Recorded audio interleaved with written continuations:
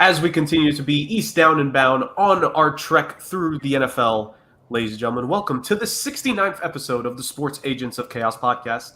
Nice.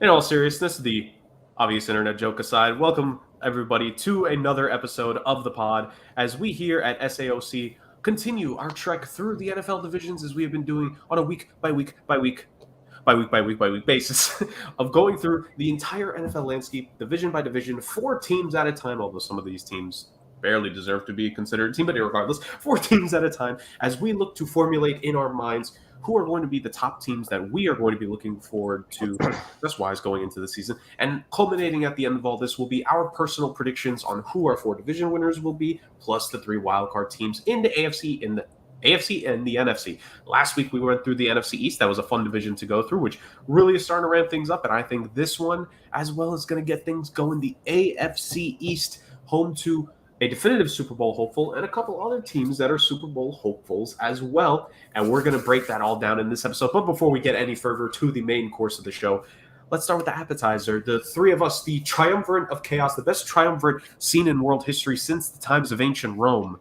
are here hosting the show as always. And joining me, our master of games, a future game show host in Merc, Justin Zucker. Justin, how we doing? Doing well.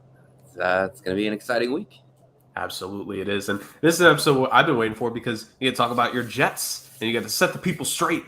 Yeah, we'll see. As for those that do watch the show on a weekly basis, do remember to our last episode on our former channel of home that, there was a Justin rant that took the world by storm. And will we get something similar to that? I don't know. I don't plan it out. But also joining us on this one, the fun football and chaos. This man, well, he's definitely an agent of chaos, as he's proven throughout the show's history. But of course, he always brings in the fun with it. Podfather Rick. Rick, how we doing? I think Justin will have a very fun and exciting show today because I think there's going to be some takes here that he will thoroughly enjoy on this program. But all I can say is that Bill Barnwell gave me a call and said, "What are you going to do for the Jets?" I said, "I'm not going to put them in 4th, so go away." So confirmed and spoiler alert: Rick will not have the Jets in 4th place in this division.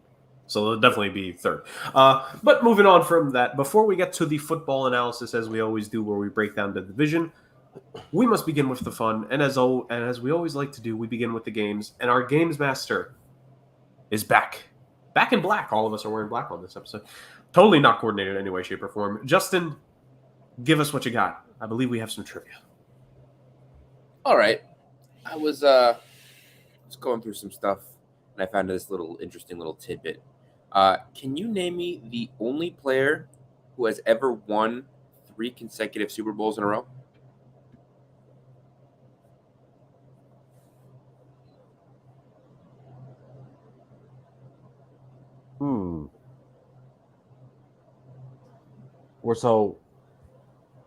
There's plenty of players that have won 3 Super Bowls.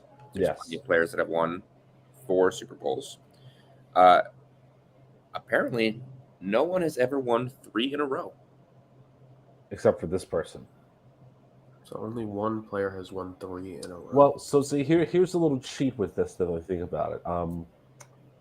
He's not the answer, but Bart Starr is technically an answer because the Packers did win 3 championships in a row, but one was an NFL championship, and then the next 2 were Super Bowls. Correct. So that's a bit of a cheat right there. So we're going in that era. So Jordan Love will not be on this list. Definitely not.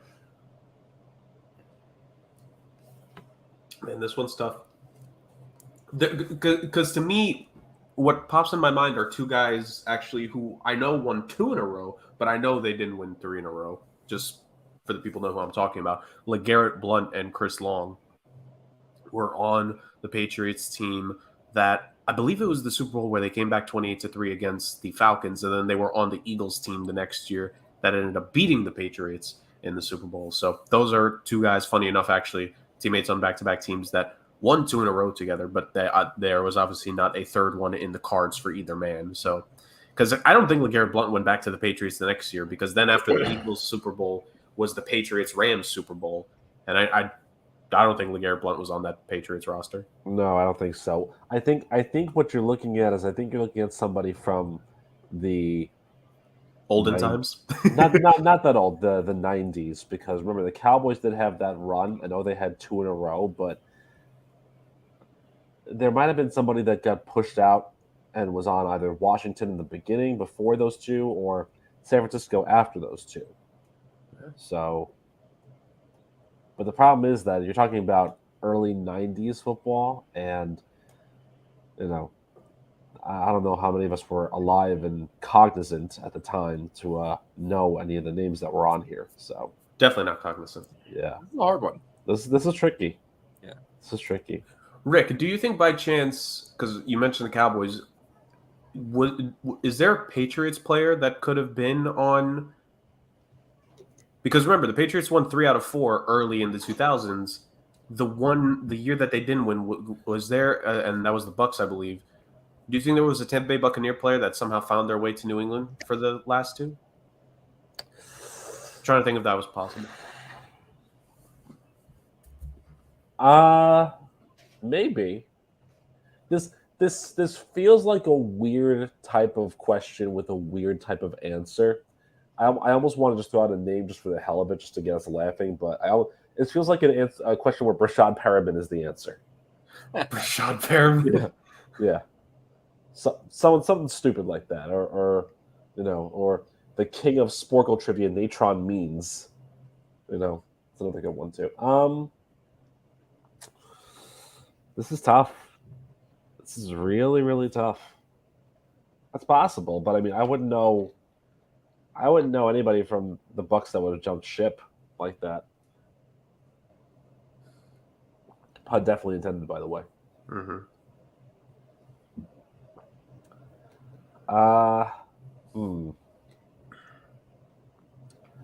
Yeah, I feel like this one might stump us.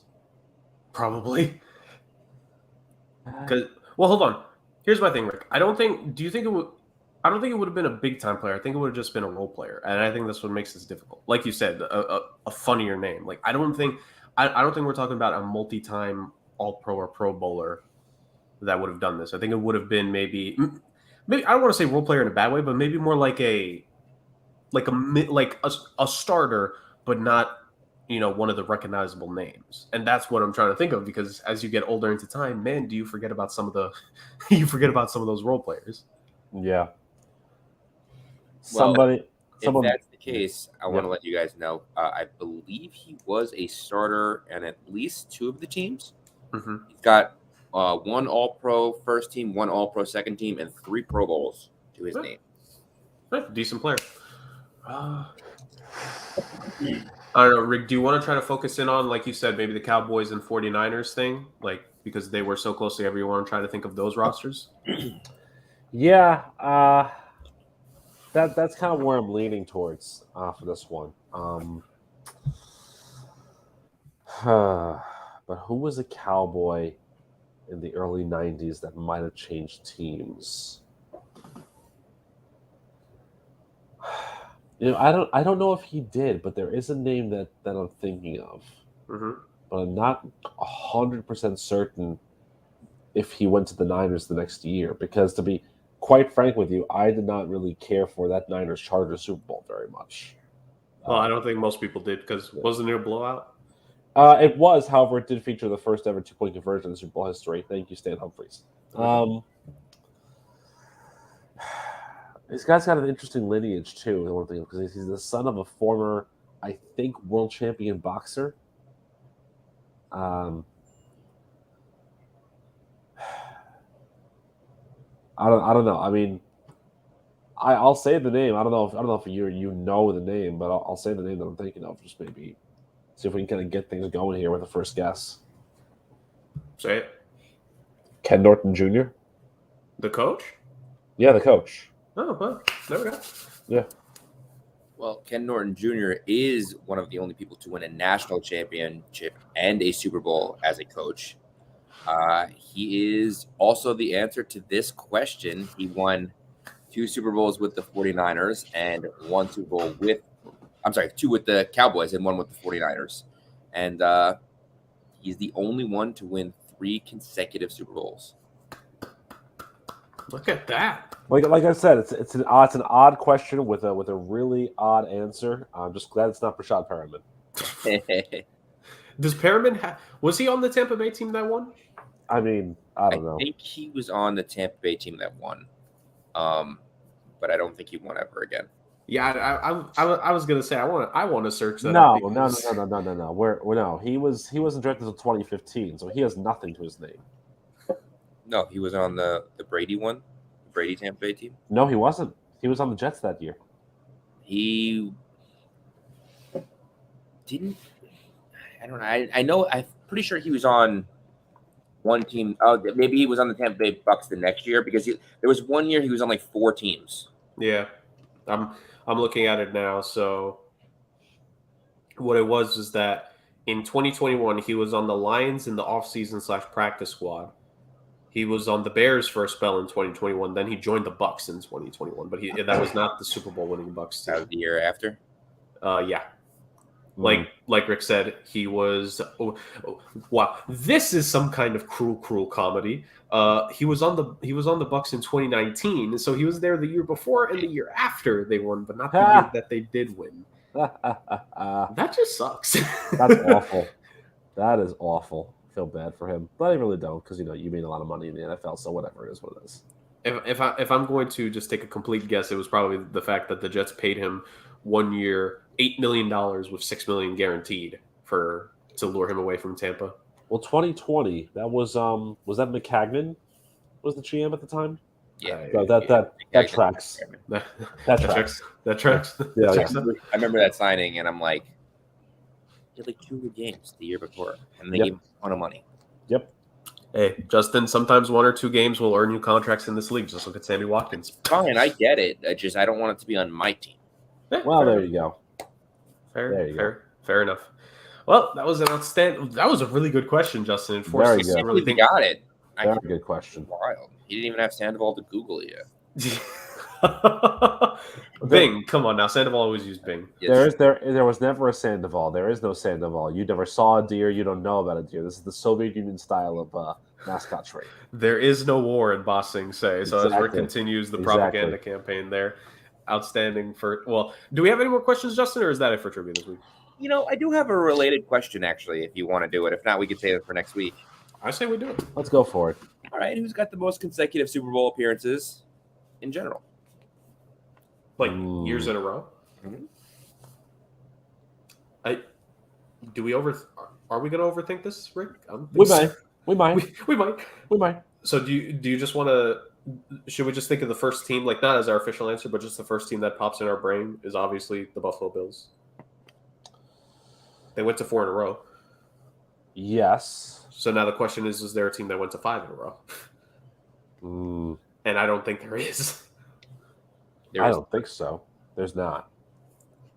So, I mean, technically then in that case, if you're talking about the Buffalo Bills, wouldn't that be Jim Kelly? Theoretically?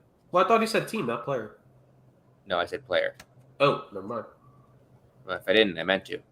Well, yeah, there you go. I thought you just meant team. No. So most consecutive Super Bowl appearances as a player. As a player. Is it Ken Norton Jr. again? Imagine. It's not. Oh. I'm trying to think. Wait. No.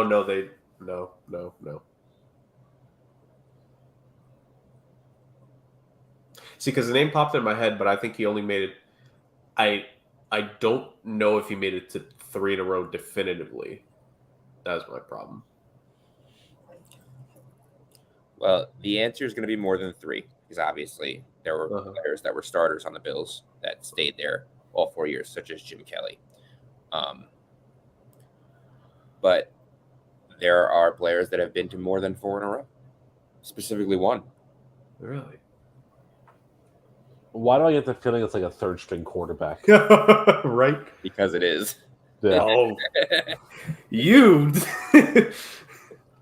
I wouldn't even know where to begin with that. You jerk. Wow. I wouldn't even know where to begin with this one. It's the same time frame too, because that makes sense. So the guy probably went from the Bills to the Chargers. This is somehow somebody that played. This was probably Norm Van Brocklin's fourth string quarterback that was on a million teams. Oh, come on now. Yeah. I wouldn't even know where to begin with this one, to be honest. Neither would I. That's probably a horrible name too. Oh God. Oh God. Yeah, I got nothing for this one. Can we get the number in a row? Like, what do you make? 5, 6 in a row? He made 5 in a row. Okay. I believe he was the backup. No, he was the third string quarterback in Buffalo. All right, Rick. Those Buffalo Bills rosters. Who was the third string QB?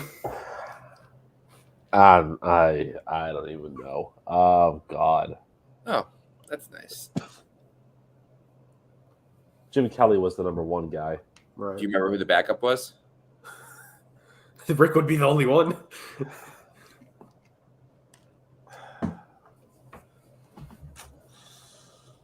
Good Lord.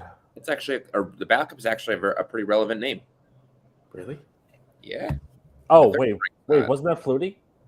No, it was Frank Reich was the backup. Oh right, Frank Reich was the backup. That's right.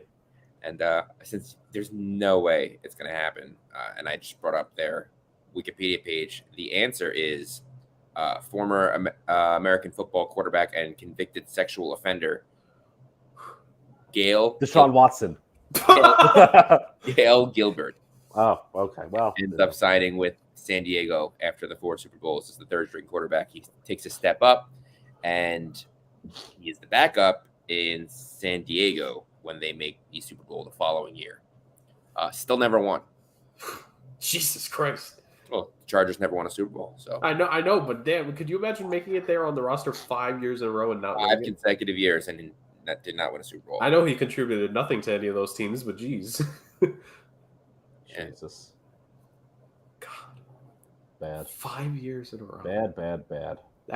That's freaking that's almost Hosa, like where Hosa made 3 in a row and he like not lucky obviously, but like the Blackhawks winning it in his third go around.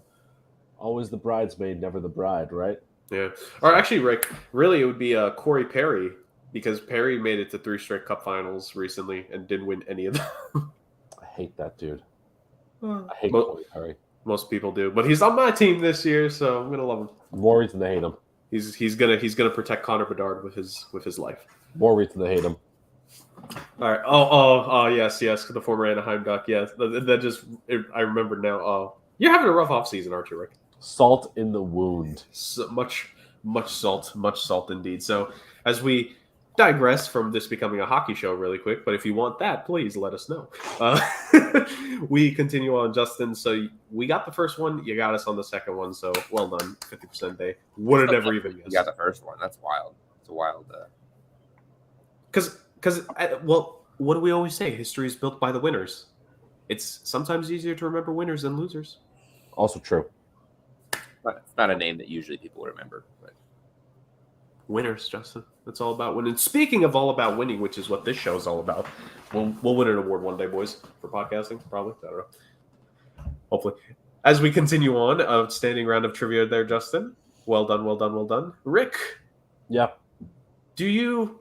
I don't know. We just answered a couple questions. What I do? Oh, yes, we did. They got the brain going. Yes. Yeah. You got a mind blowing fact for us? I do. I want to introduce you to Billy, a.k.a.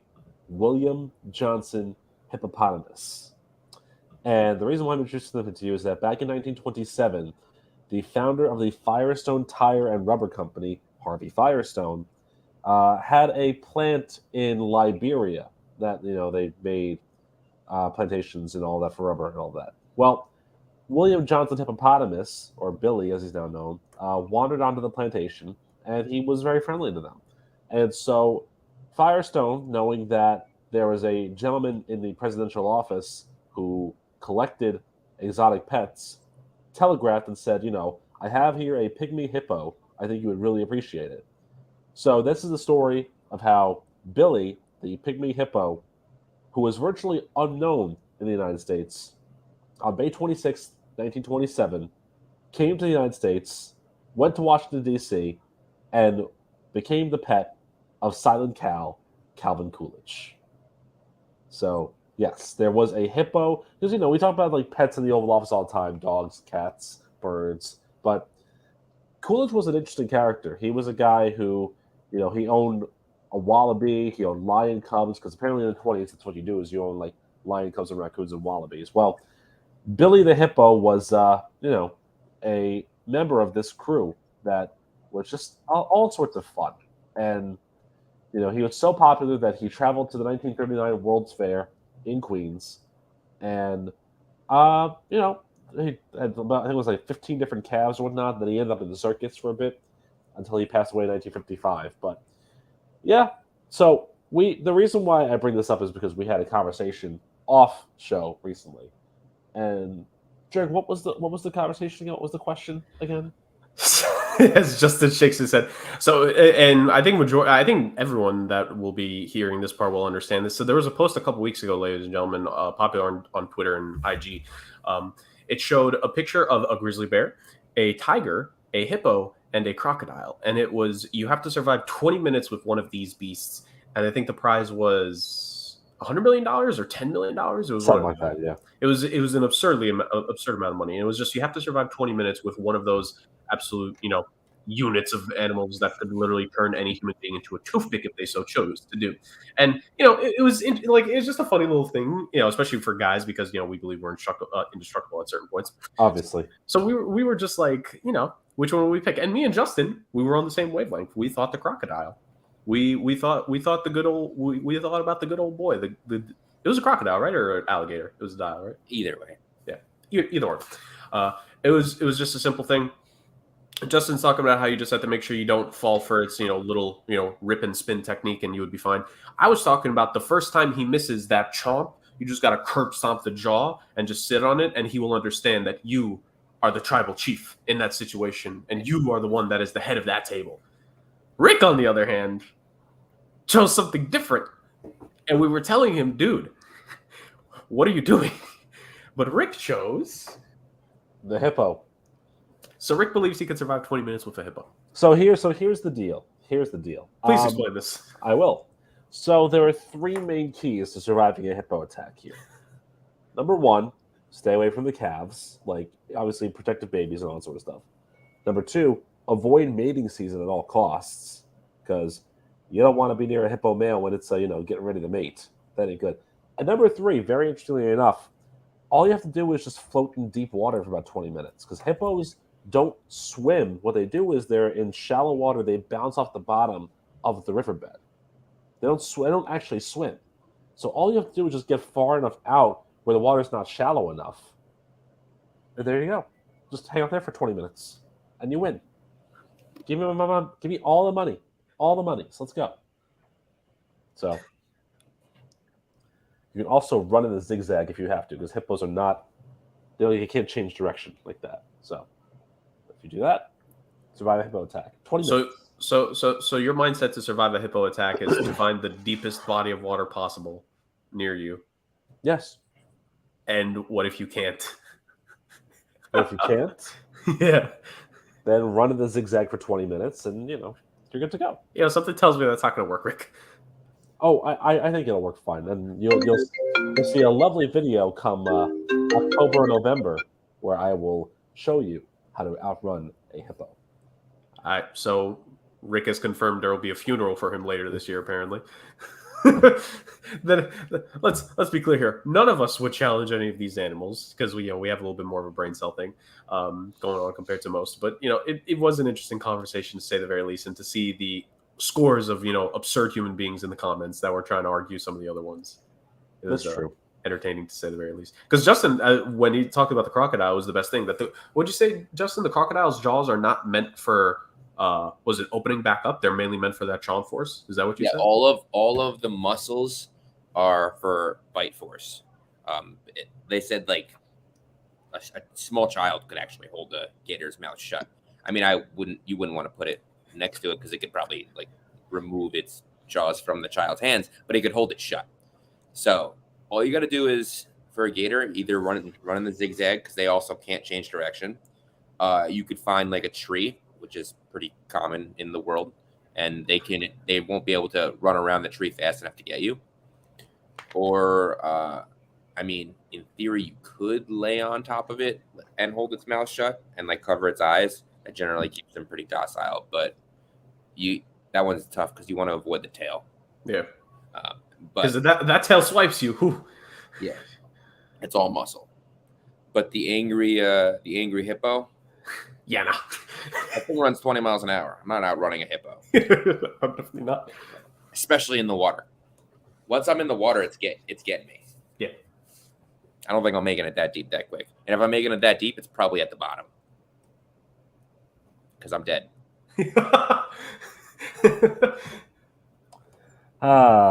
Just you wait, boys. Just you wait. Yeah. Somehow when we saw this post weeks ago, it actually wasn't the most absurd animal, survival related one I ever shared with the guys. What the most absurd one was actually, I remember this because there was a funny video with it. It was like a couple guys and girls talking about it. I think you guys are going to remember once I tell you. It was like, what would you rather do? Would you rather have to battle a chicken every single time you opened your car, or one time a year you need to face a tiger when you open your car? That one was both the funniest and the stupidest one I had ever seen. Yeah, I mean that's. Is Yeah. the chicken in the car? Like, can I just like give it a good punt and get in the car and drive away? I'm assuming what it is that once you open the door, in that case, feathers are being thrown and it's going at you. You can't. You have to open the door first, and then battle ensues. I'm not strong enough to fight a tiger. Nobody is. I wish I could find the post because there was a guy with a much better sense of humor than me. I think it was either the top comment or the second top comment that was like, well, honestly, if you properly do the math, if you do choose the tiger, then I think we can mathematically discern that at most in your life you will only have to fight one tiger because you're not winning that battle. I was laughing my ass off at that. Although, what the entertaining thing about the video was because all the guys in the video said, "Yeah, I'll deal with the chicken every time," and the girls were like, "I'll deal with the tiger once," and it's like, what are you talking about? Like, what are you talking about? Well, let me just put it to you this way. Play devil's advocate. Why would you rather face the tiger, Rick?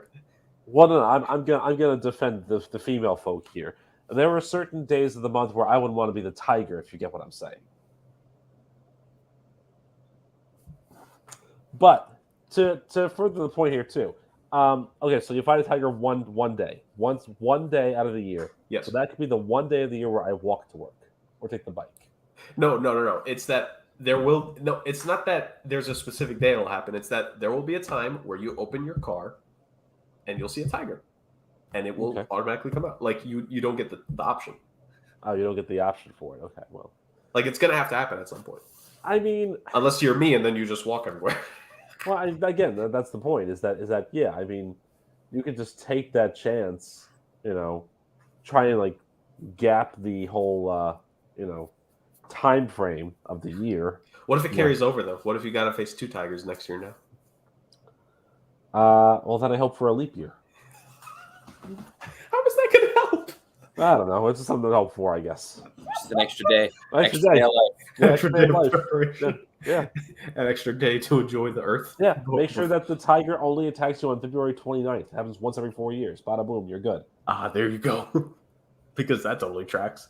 Oh, of course. Oh, Lord above. All right. Well, that was fun to say the very least. So, deviations from the main crux of the episode aside, ladies and gentlemen, this is an NFL podcast, despite where we go in conversation and despite the last 20 minutes.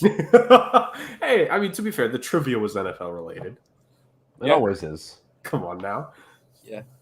So as we go away from that deviation, let's go to the meat and potatoes of the program, ladies and gentlemen. It is week 6 of the Sports Agents of Chaos podcast 2023 NFL divisional breakdowns. We have been going one after another through each division, personally ranking all the 4 teams at the end, but breaking down each team, what they did, how they improved their roster, coaching changes, etc. Anything notable that's made the team different from last year, be it better or worse.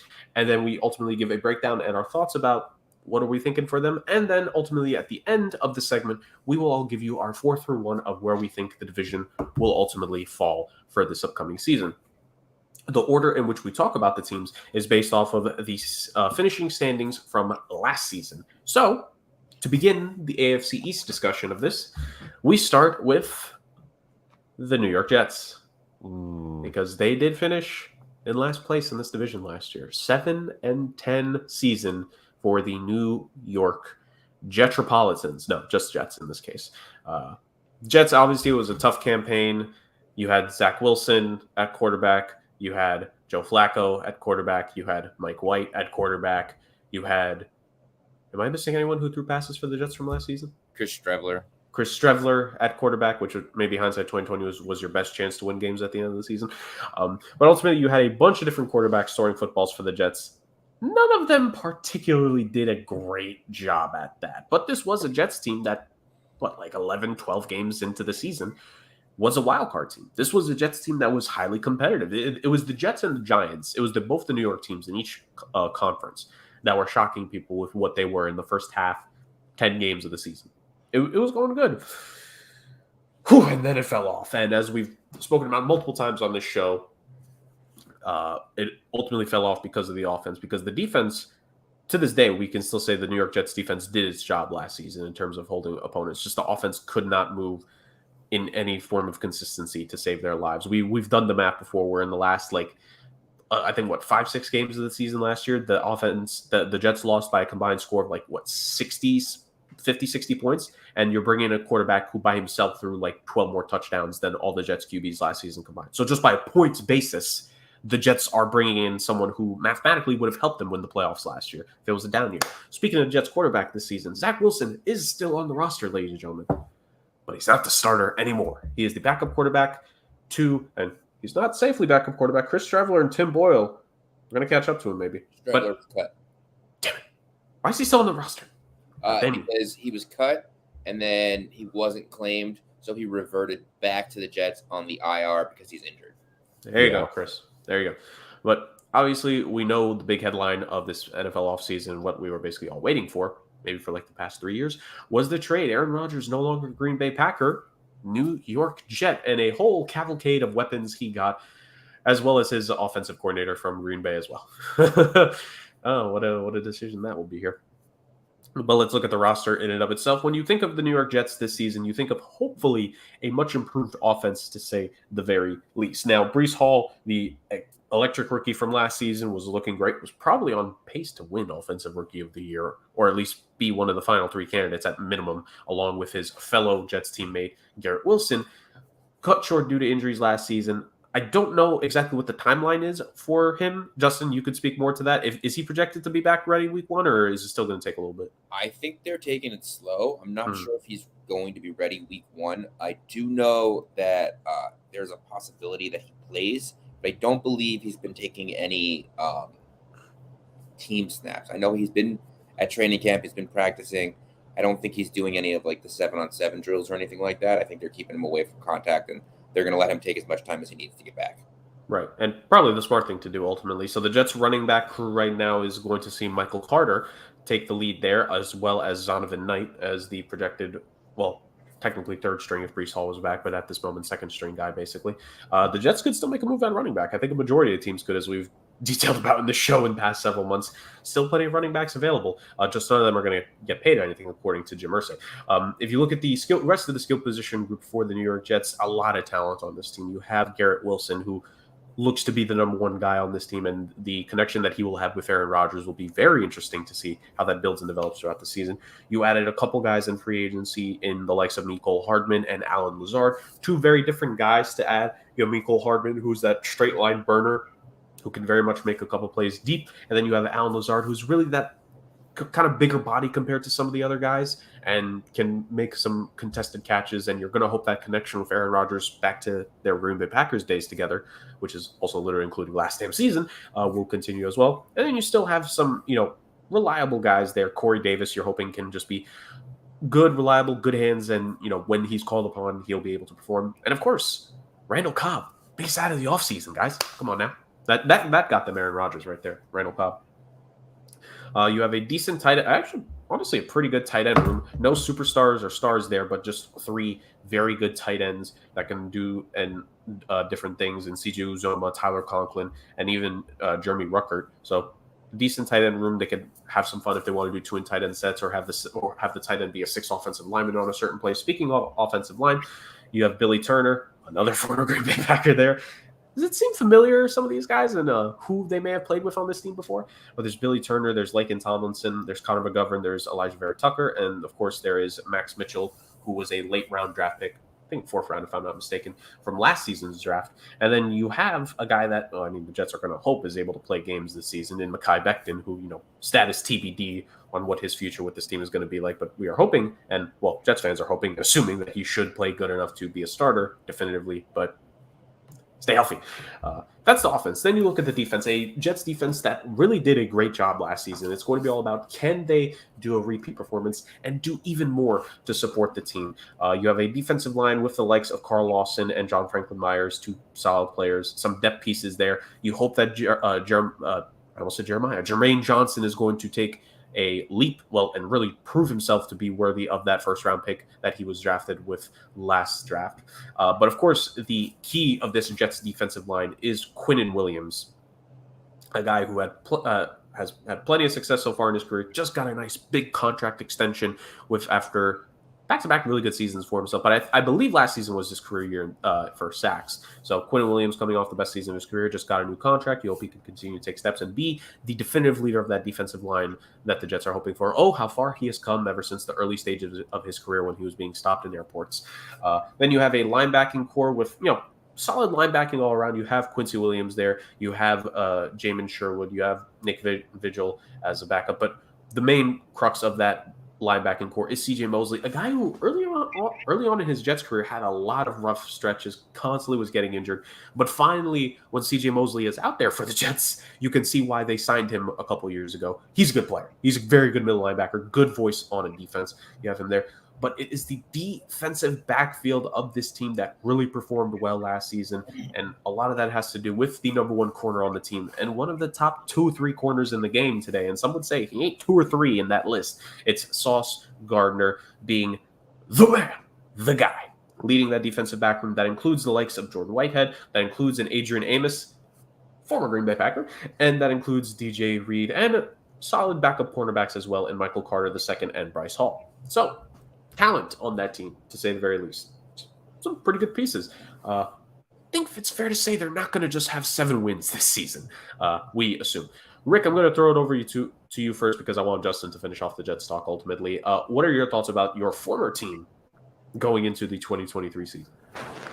All right, let's put Aaron Rodgers to one side for a second here because we can get back to this later. Let's talk about the rest of the team because, one guy doesn't make a team go from 7 wins to 14 or 15 wins, even though it's Aaron Rodgers. We'll talk about the team in general. I think if you're a Jets fan, you want to see how this team can do. If Breece Hall's fully back, that's excellent. But you saw last year, Bam Knight had a lot of excellent games running. Early in the camp, Israel Abanikanda, the guy that drafted from Pittsburgh, has looked really good too. So he could be a nice gash on special teams as well for you. The wide receiver room looks solid. Garrett Wilson, of course, Rookie of the Year. Very, very good. Adding in the depth pieces in Cobb and Lazard is also very important for them. And it makes Corey Davis expendable, which, if a team needs a wide receiver, Corey Davis could be the guy that gets bumped out because I'll tell you something. Another guy that's looked really good in camp, Jason Brownlee, has looked really, really good in camp for the Jets this year. So tight end room was great. Ruckert, Conklin, Uzama, really, really good. So let's get to that offensive line because that's the big key here.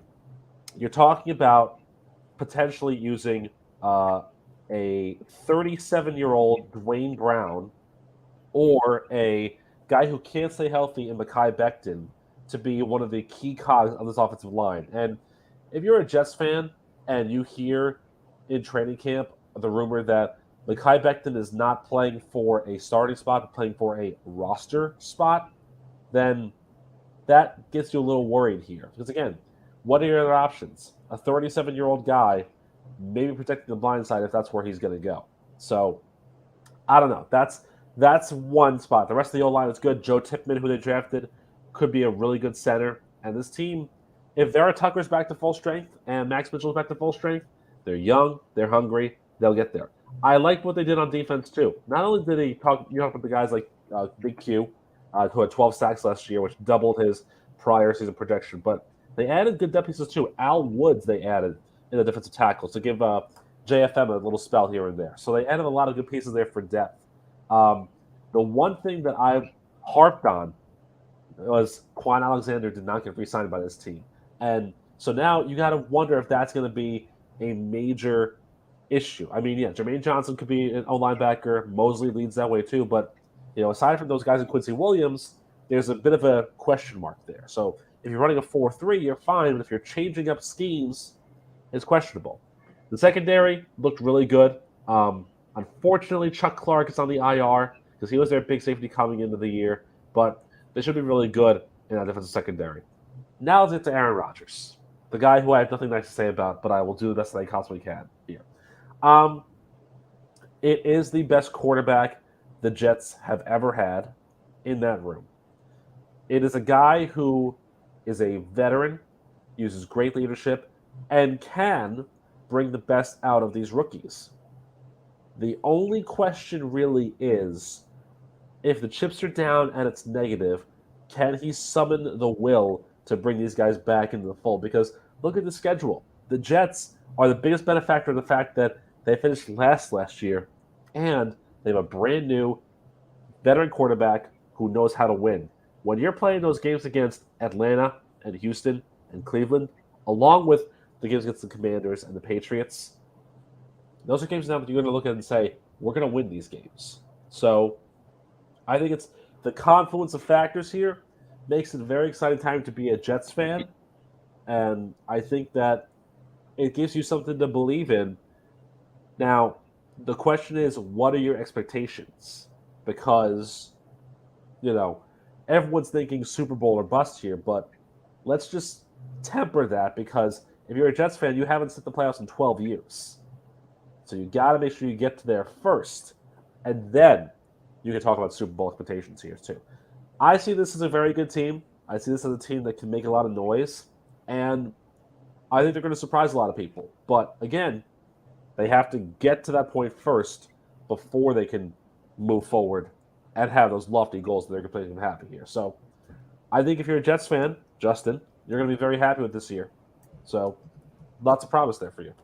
And Rick used to be able to put his name on that list as well before he converted. Well, listen, I hate Nathaniel Hackett. So that's just me. Well, you're not the only one, most likely. I think Justin probably isn't the biggest fan of him either, but we know it's going to be Aaron Rodgers running the offense. No, it will be interesting. I think Rick ultimately, the biggest thing for me will be the offensive line on this team, because if there's one thing we have seen just in this league overall, but especially Aaron Rodgers running offense, is that time in pocket is key. And while Aaron Rodgers is able to get the ball off, relatively quickly, he has mastered that in the latter half of his career here recently with getting the ball out quickly.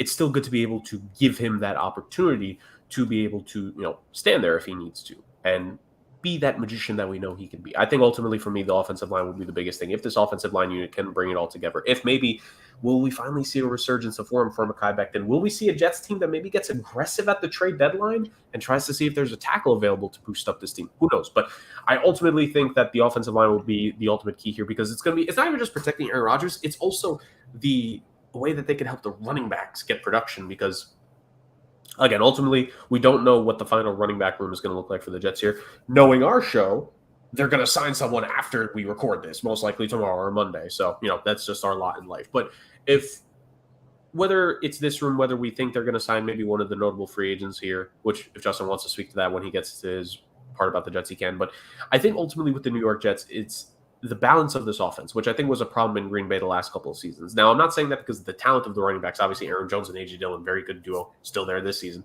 But there were times where LaFleur made the mistake of going away from the running game, where he maybe should have continued to use it. Can the Jets get that nice cohesion of balance in that offense this year and then stick to it? If they see they're getting gashes with it, yes, Aaron Rodgers is there. We know he's great, but why not continue to put the pressure on the opposing defense? And ultimately, again, I think we all, well, at least 2/3 of this podcast agrees that last season was a down year for Aaron Rodgers, and some of that had to do with injuries from previous years. Foot injury, was his hand or wrist or whatever, still wasn't 100%. Like, there were a couple factors that led to Aaron Rodgers not playing like an MVP last season, and he still threw for 26 touchdowns, which there's plenty of quarterbacks that would wish they could throw for 26 touchdowns consistently in this league like that guy can. So if a down Aaron Rodgers, if we're expecting him to take that next step, I think the pieces around him need to continue to be that. Because at the end of the day, despite all that we made about Tom Brady and what he did the last couple seasons, and, yes, Aaron Rodgers before last season, he was a 2-time MVP. I still think that this whole thing of quarterbacks being able to play at this high elite level later in their career, I don't think that's going to be the new norm. I think that is more just an exception to the rule. And we've just seen two of the more notable exceptions the last couple seasons between those guys. So if you're the Jets, I don't think it's out of the realm of possibility to expect Aaron Rodgers might regress, not from last season, but I'm talking about from the MVP campaign. I don't think it should surprise anyone to think Aaron Rodgers isn't going to be, maybe not necessarily that anymore, but if he could still be that 28, 29, 30 touchdown guy, which I think he certainly can be, can the offense balance it out? And that's where I think the big question lies in the offensive line and being able to assist in that. Because if there's a big thing that always failed the Packers in the playoffs, aside from the defense and NFC championship games, it's the offensive line folding to superior defensive units like the San Francisco 49ers last year, like the San Francisco 49ers a couple years before. Well, there's a pattern here when it comes to these playoff losses, and the Seattle Seahawks as well. So a lot of NFC West losses.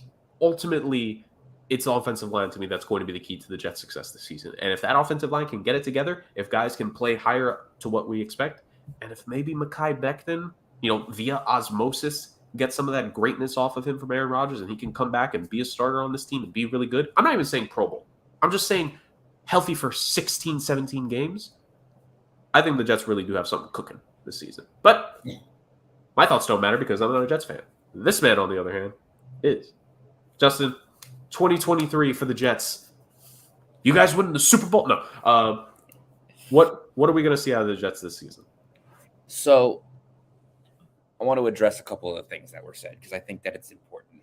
One, Rick was saying that they're going to benefit from their schedule. And while they do have some easier opponents, they did, come in fourth place. So they were lucky enough to play teams like the Texans. There are teams like Washington that never seem to roll over. I mean, the first half of their schedule is a monster. And they're really going to have to get out to a hot start if they really want to compete this year. I mean, they play Buffalo, in Dallas, New England, Kansas City, in Denver, and then Philly before they go into a bye week, week 7. All right. If you want to turn to me and say, look, there's a chance the Jets start 1-6, I'll fight you, but I can't, unbiased, I can't argue against it because these are teams that have been here before, that have done it, that have proven it for years and years now. And the Jets are still the Jets. So there is some worry in that schedule for me. But that being said, I do think that they're going to have a better year than they did last year. The offensive line is a worry. It is a concern, especially because you don't know what you're getting from it. And I know a lot of people are going to say, well, you know what they were last year. They were bad. I don't know if you guys remember. I think they, at one point, like in the middle of the season, had started 14 different offensive linemen because of all of the injuries and all of the concerns that they've had. So even healthy, it's hard to predict what this offensive line is going to do. Dwayne Brown is out again now. Mekhi Becton is not listed as a starter. A lot of these guys have been here before, but they've also signed a lot of new depth pieces, and you don't know what it's going to be. Now, I will speak to this, and that is in the beginning of the year, excuse me, even with all of the injuries that they had, they were a better offensive line than people will give them credit for. And now I just want to clarify that because they weren't a great offensive line. I saw the struggles. It is what it is. But that being said, in the beginning of the year, they had Breece Hall running like crazy. The rest of the offense benefited from that, and they also were able to create time for quarterbacks in crunch time. Now, you also have to accept the fact that they played with several different quarterbacks, especially late in the season, which always screws up a chemistry because offensive line is a lot about chemistry.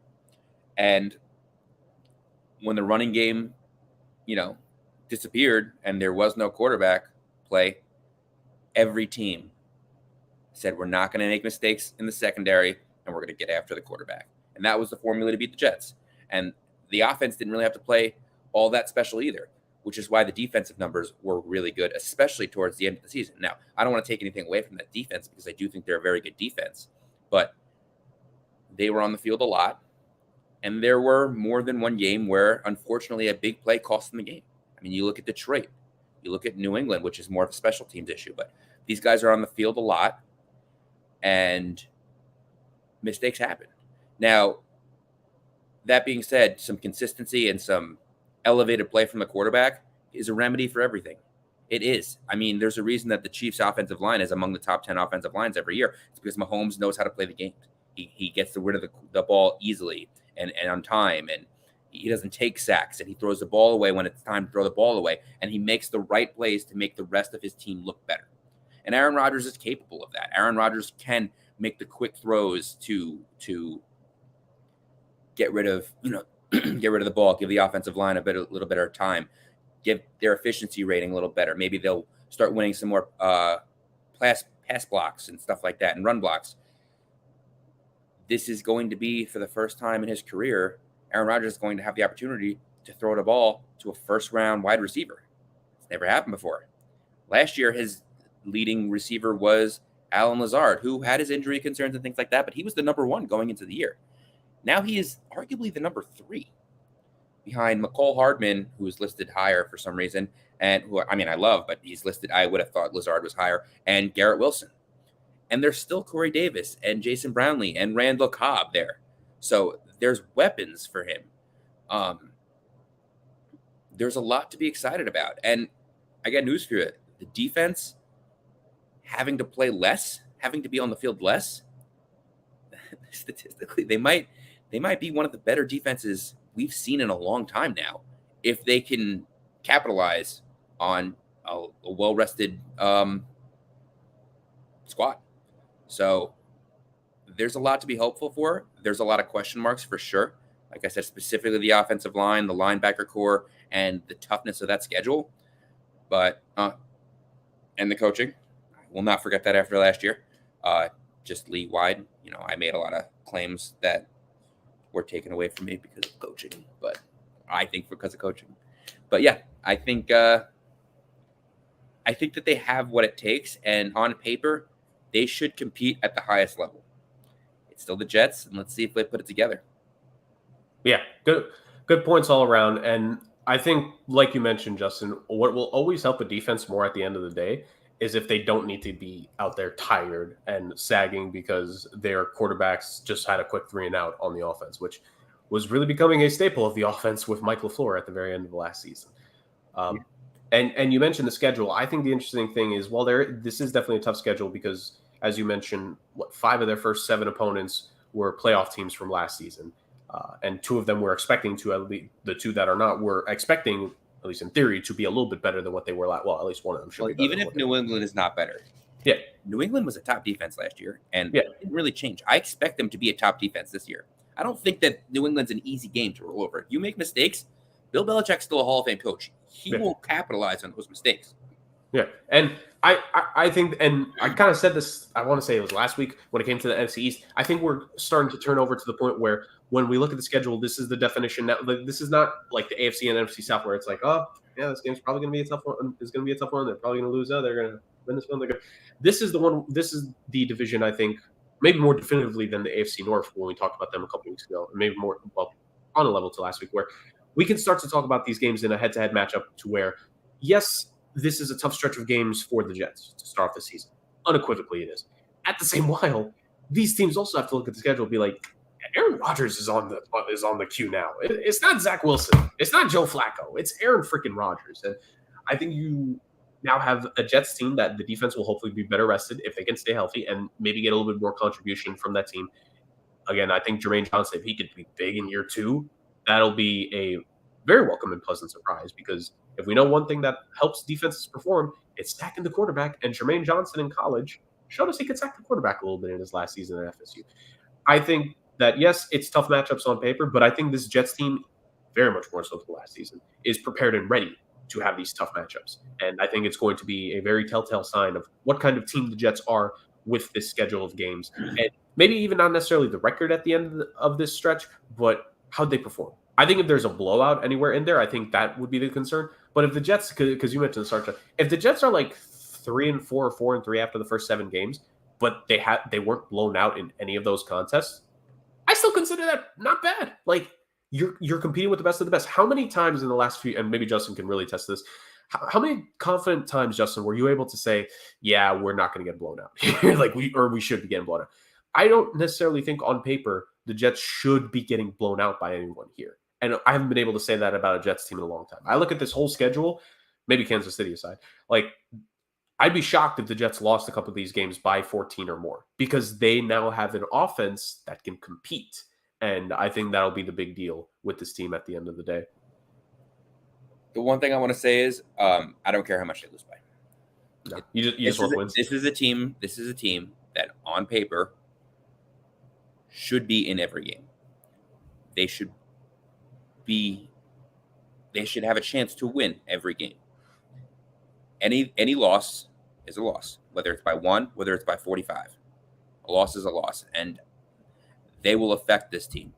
And I will say, there is a chance that we see the Tom Brady kind of effect where it took them a little while in Tampa Bay to get things under control. They went on and won the Super Bowl that first year, but it took them a second for everyone to be like, no, the Bucs, they added all these guys and all these pieces, and they're slow. They were slow out of the gate. Or he could turn around like Peyton Manning and say,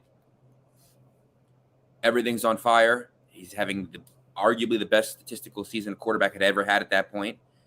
And they're fantastic, but then they end up not winning the Super Bowl.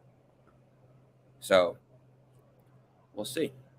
Indeed. Or it'd be like the Rams, where the Stafford was on fire and still won the Super Bowl. So who knows? Endless possibilities, to say the very least. But one thing that we should be able to say is the New York Jets should be a really good team in 2023. As fingers get crossed there. Now, can we say this team will be a really good team in 2023? Jury very much out there. The boogeyman of this division for so very long is not looking like the monster it used to look like, lads. The New England Patriots, these aren't your high school or college years New England Patriots. I'm not even going to say parents or grandparents because we all lived through this goddamn team. This is no longer the New England Patriots team that gave you the thought that they could make and maybe even win the Super Bowl half the time that they existed in the Brady Belichick era, because they basically made half the Super Bowls in that amount of time at the AFC, which is utterly absurd.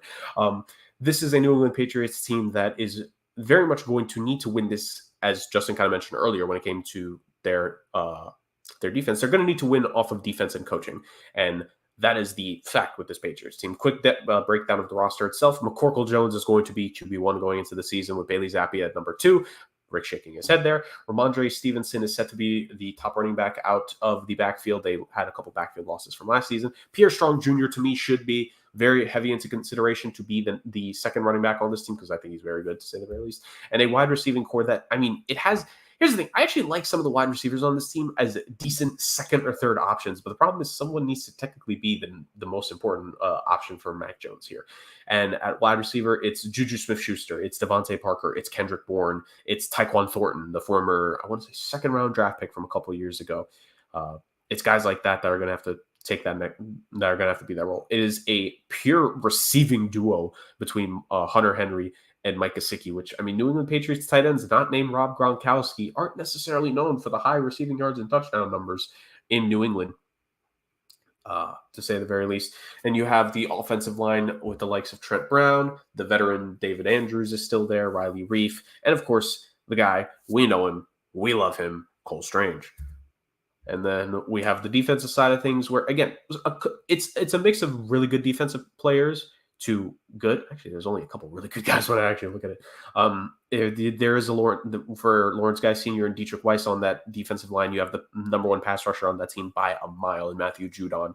You have a good linebacking core, relatively speaking, in Josh Uche, Jawan Bentley, veterans that are there. And you have a defensive backfield that a couple good players. Jonathan Jones is looking really good. He was a Pro Bowler last season, if I'm not mistaken. or if he wasn't, he was very much in the consideration for it. He had a good year last year. Decent safeties in Jabril Peppers and Kyle Duggar. But most importantly, the first-round pick from this past draft that is looking to be a gem of a find still for New England is Christian Gonzalez. And you give Bill Belichick a top-flight caliber corner, that defense could surprise a lot of people. So this is my main question actually with the Patriots, Justin, for the talk here. Do you believe, Justin, that the New England Patriots, or maybe not do you believe, how likely do you think the Patriots are going to be in terms of playing spoiler in the AFC East this season? You muted. I'm muted. Playing spoiler, I think there's a pretty good chance. This is a team that, no matter how far they seem to fall out of the proverbial top spot, they always seem to beat someone. They do. And everyone's always surprised. The defense steps up. They play a crazy game. They only allow 10 points, and they're in great field position, obviously, because the defense is playing lights out, and they steal a game from a good team. It happens. I hope it's not from the Jets, but I can't sit here and tell you that it won't be from the Jets. That defense is that good. The scheming, the coaching of the defense is that good. The issues here are on the other side of the ball, and that's going to be with the offense. Now, I do like Bill O'Brien as a coach, much to Jerry's dismay. I think he's a good offensive coach, and I think that he has the ability to whip some guys into shape. I just don't know if the guys are there. The offensive line is good. Ramondre Stevenson should be a Pro Bowler. He's excellent. I expect him to sign another running back. My guess is going to be Zeke, but there's no basis for that guess. It's just that's my gut feeling. And I think he'll be an excellent addition to that team because the offensive line, the defensive line they play are not going to want to stop Ramondre and Zeke play after play. So I think that's going to be the case there. And they love the double tight end sets. I think they're going to end up having to run a lot of them because their quarterback play is not going to be great. They're going to run the ball a ton. They're not going to get a ton of respect in the secondary. I think, Juju, as decent as he was for Kansas City last year, was very inconsistent. He didn't have the resurgence a lot of people thought he would. And Devontae Parker is the same thing. I mean, people thought maybe now that he's traded to New England, he'll be much better. I don't necessarily think that was the case last year. So 5 years ago, this would have been a receiving core that everyone would have been taking early in the second round of fantasy drafts. This year, I don't see it, especially with the quarterback situation there. So we'll see. I think they're going to suffer a little bit at the loss of Jacoby Myers because he was an excellent receiver for them, even though he never – I think he got one touchdown there. One or two. Yeah, there was a stat last year where people were like, hey, he's played great, but for some reason he never gets in the end zone. Still had the best thrown ball in the Patriots season last year. Not if you're a Patriots fan, but who is? Anyways, yeah. So we'll see. Well, he joined that team, so yeah. Funny enough, Wildcat plays for the Raiders. I'm with you, Justin. I think the key to this Patriots season and what it could or could not be will be on the hands of the offense at the end of the day. This defense, we're all expecting, like you mentioned, Justin, there's going to be 2 to 3 games this season, not just within the division, obviously, because this Patriots team in no way, shape, or form are they going to go winless in this division. It just does not happen, no matter how much we think that they're done and dead, or unalived, excuse me. But I think that with the offense, that's going to be the key. And you mentioned my previous comments about Bill O'Brien there. I will say this. He is certainly a step above what they had last season, which was a combination of stooges in Joe Judge and Matt Patricia. And when you have 2/3 of the 3 stooges running the offense, well, you might as well bring the third one in there. So, it was Larry and Curly running it last season. This season, Mo is there. And while Mo might be one of the 3 stooges, we believe he's at least the smartest of the 3, to say the very least. So I think Bill O'Brien and Bill Belichick working with Mac Jones, who, again, I think would have taken a step back last season no matter who the offensive play calling was. It would just so happen to be the worst possible combination of guys. I think they are going to be the biggest factors in what his progression will be. And what kind of quarterback is Mac Jones? I have said it, and I will continue to say, I don't think he's a quarterback that could definitively win you games. His rookie season be damned. I think that it was a good season, their rookie year, which obviously, they shocked me in the playoffs before absolutely getting stomped out by the Buffalo Bills in that postseason. I just don't see a high upside with Mac Jones, But then again, the Patriots, if it's been very clear since Brady left, I don't think Bill Belichick is like he hasn't really shot for a player anywhere aside from a Christian Gonzalez, who is a high upside player. I think they're, and when I say high upside, I'm talking about multiple All Pro after All Pro selection. Like I don't really see that on 20 of the 22 positions on this team. The exceptions being, again, I think Christian Gonzalez could be great, and Matthew Judon was an absolute force last season. Aside from that, the rest of this team is good to maybe play great here and there, and it's a combination fact. This team is the definition. We were talking about this in terms of like specific size of the ball and with some of these teams. Is the whole better than the sum of its parts? That is the definition of what this New England Patriots team is going to be. Can they play together between a balanced offensive attack, between a offensive line that will need to play a step above what we expect of them, kind of like you mentioned with the Jets were last season, a wide receiving core that someone needs to be the top guy there, tight ends that have to block at the end of the day, which, I mean, Mike Gesicki and Hunter Henry being your blocking tight end is not the prettiest in the world. It's the defense. Can they have a repeat season with Matthew Judon basically being the only guy you trust to get to the quarterback consistently on that team? How many of these number one assignments will Christian Gonzalez be able to take on face value like Sauce Gardner did last season?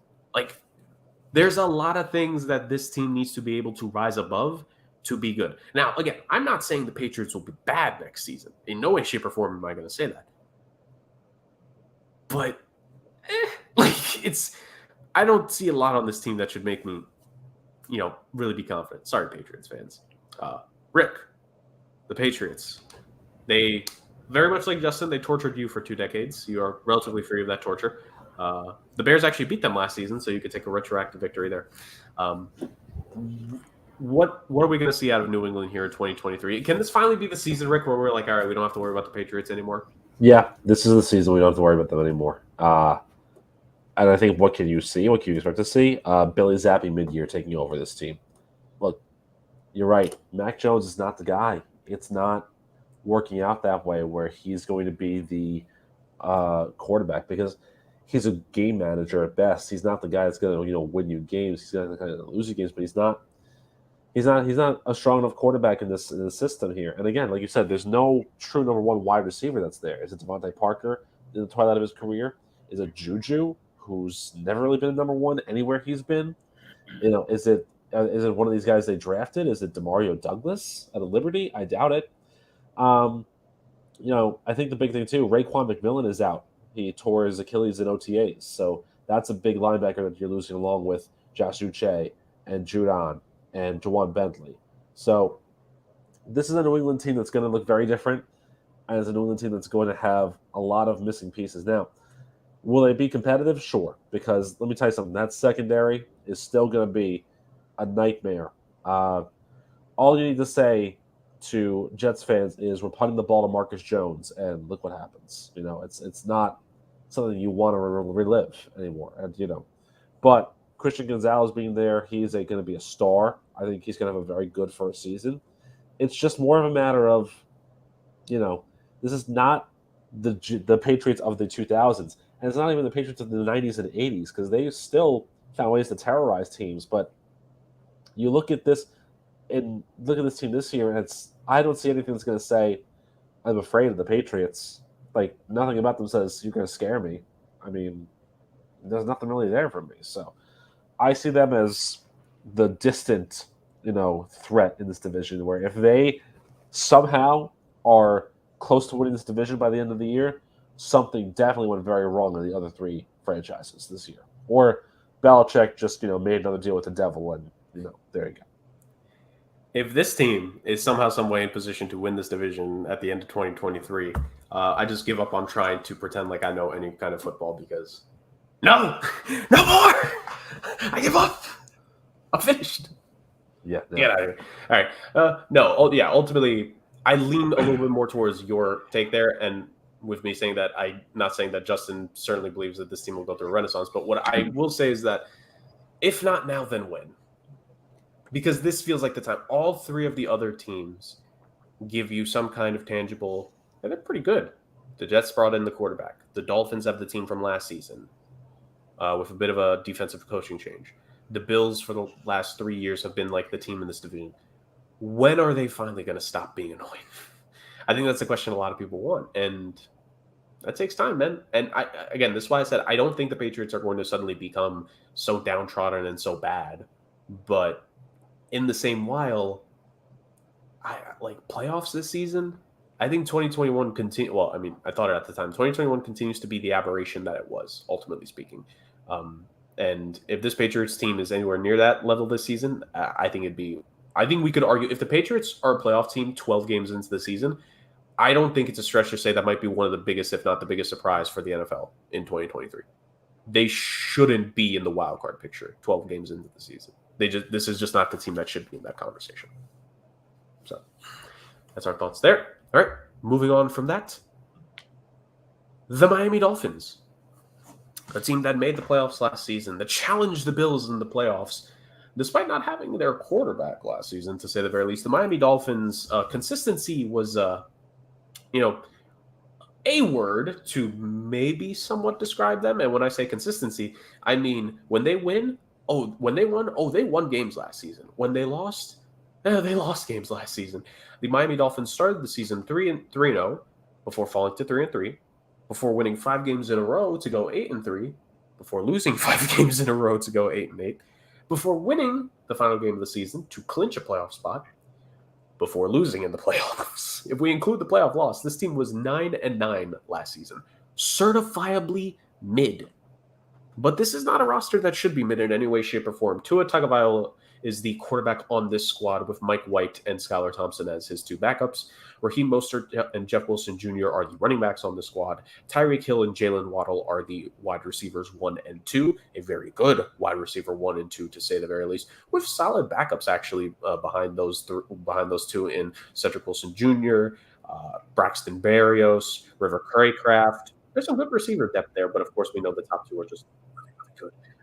The tight end spot, it's going to be interesting because they allowed Mike Gesicki to go, so you're really going to be hoping for a long-term answer to him being gone there. So there's that. And then the offensive line, which played well last season, but also still left a lot to be desired in certain moments, aka our quarterback not ending up in the hospital due to brain trauma, is going to be the biggest thing for them. In this season, it's Teron Armstead and Austin Jackson being the bookend tackles, with the offensive line coming in as such with Eichenberg, Williams, and Hunt. And then the defense, the Dolphins defense that played really well in spurts. Well, let me say this. Well in spurts last season, but overall took a massive step back. The one negative of the Brian Flores, or compared to what the Brian Flores years were, was the fact that the Dolphins defense was just not good last season. And if you don't believe me, well, they changed who the defensive coordinator was. They hired a new guy. It is Vic Fangio, who's going to be the DC going into 2023. And the weapons he has to work with, Christian Wilkins, Raekwon Davis, Emmanuel Ogbah, Jalen Phillips, and Bradley Chubb as potential pass rushers. Whew, with Jerome Baker and David Long Jr., it's a pretty good front 7, to say the very least. The secondary, which at one point in previous seasons was the peak and actually the best part about the Dolphins defense, kind of leaves a little bit to be desired now with this team. As in recent weeks, we saw with the injury to Jalen Ramsey, he's going to be out for a significant stretch of time for the Dolphins in 2023. This team no longer has Byron Jones. Of course, as we know, he was cut during this past offseason. So Xavier Howard is going to be expected to take a massive role, probably going to be the biggest role he's taking as cornerback, one that he's had to in the last couple of seasons for the Dolphins.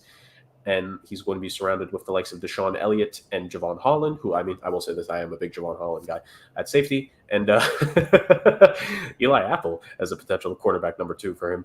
Oh, dear God in heaven, Miami. So a lot of talent on this team. I don't think this should be a 9-win team, but they were a 9-win team last season, to say the very least. Rick, I think we know the obvious part of what the Dolphins' success will be at. So before you talk about Tua, what about this Dolphins team should give them hope for 2023?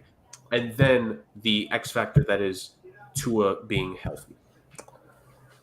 The hope comes with the fact that they have weapons on both sides of the ball that can really make a difference. You spoke up to the strength of their running back room, their wide receiver room, and those are all game breakers that they have. I think the speed that Tyreek Hill and Jalen Waddle possess is otherworldly, and their catch radiuses are also really, really strong too. On the defensive side, Bradley Chubb's still a really good linebacker, guys. Like, he's still a really, really good player. And yeah, Raekwon Davis, Emmanuel Ogbah, Christian Wilkins on the D line, they're still a very strong team. And even even if Jalen Ramsey is hurt and they brought in Eli Apple, which is a considerable downgrade from Ramsey, you still got Xavier Howard there, and you still got Noah Igbenogany there. So, you still have a very good secondary room. So the Dolphins have a lot of upside in a lot of spots on this roster. I think that's what you look for because you know that in Mike McDaniel's offense, they can absolutely make magic happen with how good these players can be. The question, though, the big question, and that is the X factor, is do we get a full season of healthy Tua Tagovailoa? It's the biggest quandary. If you're a Miami Dolphins fan, it's the thing that makes this entire team tick because, look, what did we see last year? Tua got hurt. Teddy Bridgewater came in. Teddy Bridgewater got hurt. Skylar Thompson got to the postseason, which is not what you want for the 7th-round pick, named Skylar Thompson. Brock Purdy, different story altogether. But so the difference really is going to be if you can get a full season of healthy Tua Tagovailoa because there's enough pieces that are on this team to make things click and to really have a special year in Miami and South Beach. But you're hitching your wagon to that dangerous, dangerous star that if something goes wrong, then this is a team that's going to be looking in the quarterback draft class next year for a new QB under center. Because while Tua can still be there, you need better backups than what you got. Mike White be damned. You need a better backup or you need a better rookie there to make things a little bit easier for you. So, Miami's an annoying team, man. They really are. Because, like you said, they can be really good and then they can be terrible. And they can be really good and then they can be really bad. So they're just the biggest cat and mouse game basically in the NFL right now because which Dolphins team shows up on a weekly basis, you don't know until the ball gets kicked off. So 9 wins, I agree. It shouldn't. This is not a 9-win team, but they can finish that way again. They could have 10. They could have 8, somewhere in that realm because Tua is the biggest question mark here. Yeah, absolutely. And before I throw it to you, Justin, I will say again, I think for me the big thing on this team, aside from Tua's health, I think the offensive line, while improved, I'm not saying this to put it all on the offensive line, but like Dolphins fans will tell you they're not 100% confident in the strength of this offensive line. There's a reason why Austin Jackson had his 5th-year option declined. He's a good tackle. He's not great, and his future in Miami will be a question. The interior is good, but again, not great. Teron Armstead is very good, but he's not yes, he's left tackle, but remember, Tua is a left-handed quarterback, so he's not necessarily the blindside tackle on this team. It's Austin Jackson. So I think the strength of the offensive line will be a big thing, and as we know from Kyle Shanahan's offense, which stems into the Mike McDaniel offense, offensive line is very important. But like you said, there is a cavalcade of weapons there, to say the very least, that could potentially make up for it if Tua maybe has to miss a game or two this season. But of course, they're hoping that's not the case. And then that's offensively. I think offensive line is going to be, again, big key. I think defensively, it's going to be the strength of the cornerbacks. I think this team has the potential, especially with Vic Fangio there. This defensive line could get to guys. Jalen Phillips, I think, is raring for a really good year this season. Bradley Chubb, I think, people question about the contract because I think they immediately extended him last season after they traded for him. And he didn't necessarily put up the production last season in terms of pure counting numbers, but I think his production is critical and his presence is critical for that Dolphins defensive line to have success. That front 7, I think, is very dangerous, to say the very least. I would venture to say if we're talking about all parts clicking, the Dolphins have arguably the most dangerous front 7 in football. And if everyone can get it clicking together, I think there's an argument for it. I'm not saying they will be, but I think there's certainly an argument when you think of some of the horses they have to get to the quarterback there, some of those guys. But I think defensive secondary is going to be the weakness. This is not the same Dolphin secondary that we've seen in the past 4, 5, 6 seasons. The safety play, again, while I like Javon Holland, I do have some questions about Deshaun Elliott as the opposite safety there. And just now no definitive cornerback number 2, which for the last couple seasons you had 2 really good cornerbacks there. I don't know, man. I think they could get picked apart. This is a team that I think the secondary is going to heavily rely on the defensive pass rush to have to help them out here. Because if we're just talking about pure talent, I think this is maybe the least talented Dolphins secondary that they've had in the last 4 seasons. So big thing there. And I know we just finished talking about the Patriots and not necessarily having the biggest amount of weapons. But again, you look at the schedule, you look at some of the teams they're going to face, even two teams in their division. You have the Jets, who have a young, budding wide receiver in Garrett Wilson, and you have the Buffalo Bills, who have Stephon Diggs. If you just look at 4 games, you're facing 2 extremely talented 1,000-plus yard wide receivers there, with some good tight end play in Buffalo when you think of Dawson Knox. That secondary is going to have to take a massive step if the Dolphins are going to be more than just a 9-win team, because it's been that. Even you consider Brian Flores' last 2 years there, when they were this close. Remember, it was back-to-back seasons where they were a game away from making the postseason, and then last season they finally make the playoffs and barely lose to the Bills in that game. We know what this team can do, but it's just all about timing with this squad, to say the very least. Justin, add your notes to this team, but again, kind of what we've all mentioned here. Tua is the big key for this team, and how will he do in a contract year? Yes, I know fifth-year option was exercised, but basically a contract year.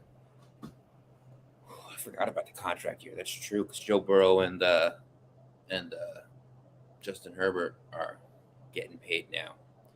So it's gonna be interesting to see what the Miami Dolphins do with that. But yeah, it's funny in a team that was set up last year the way they were, like the Miami Dolphins. They have 3. I mean, obviously, logical things that they can do. They could either take a step back, not be a little bit more of a disappointment. They can stay the same, decent, but nobody knows what they really are. But you want to be positive and think, all right, this team is logically going to take another step this year. They're another year together. It was a rookie head coach. The quarterback wasn't healthy. They traded for some players. They got some assistant coaches in. They should take a step forward. In theory, a team that was as good as the Dolphins last year, if they're taking a step forward, should be a legitimate contender. Now, the issue I have there is there's so many wild cards with this Miami team, and I think you guys hit it right on the head. Like, it is going to be so hard to accurately predict what they are.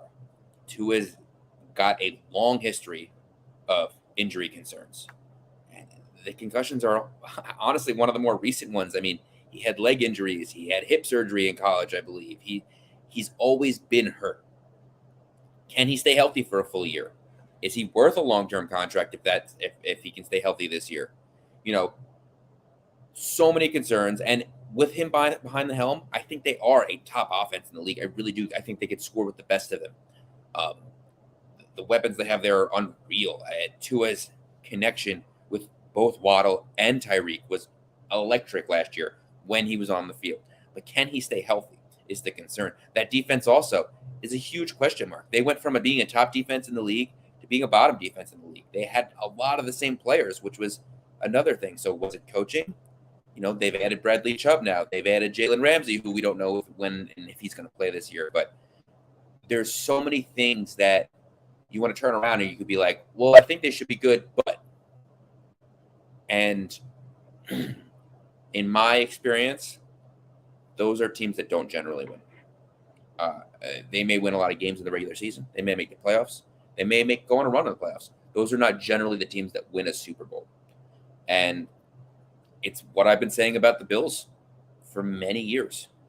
They're very good, but who knows about their running game? But what about their defensive line? Now they got to stop. But last year, Miami gave up a ton of points in the secondary. But their quarterback, Tua, gets hurt. What if he gets hurt in the playoffs? There's so many questions. So I am going to lean on the side of optimism for Miami. I guess that's not necessarily optimism for me, but I think that they are going to take a step forward this year and be a really good team. I expect them to compete in the AFC, but this is a tough AFC West. AFC East. That's the division I've been in my whole life. And we'll see how they compete against 2, if not 3 other really good teams. Yeah, to say the very least. The Dolphins, when you want the expectations, they come, and you got to deliver. Safe to say the least. But speaking of having to perform under high expectations, and speaking of which, of teams that have a flaw to their game, the Buffalo Bills, the last team in this division for us to discuss. The team that has taken the reins that was from the New England Patriots Tom Brady era of being the winning team of this division for the last couple seasons. They've been the standard, but the playoff success has not come in droves, to say the very least, because the Buffalo Bills, we know what their goal is. We know what the plan is, to win the Superb Owl for Buffalo for the first time in franchise history to exercise the demons of this organization, of this franchise's history. And they didn't do that last season with a divisional round loss to the Cincinnati Bengals and Joe Burrow. Despite having the snow, despite the weather, despite all that, despite former players on that team or current players, I forget which one is which, saying that they would have beaten the Bengals if they had repeated that game. No, you wouldn't have. You scored 10 points. The Bengals scored over 20. Same conditions. Get over yourself. But the Buffalo Bills, as they have the last couple seasons, enter the projected favorite of the AFC East. Many are going to say that they are going to win the AFC East yet again this season, and I think that is a very fair assessment.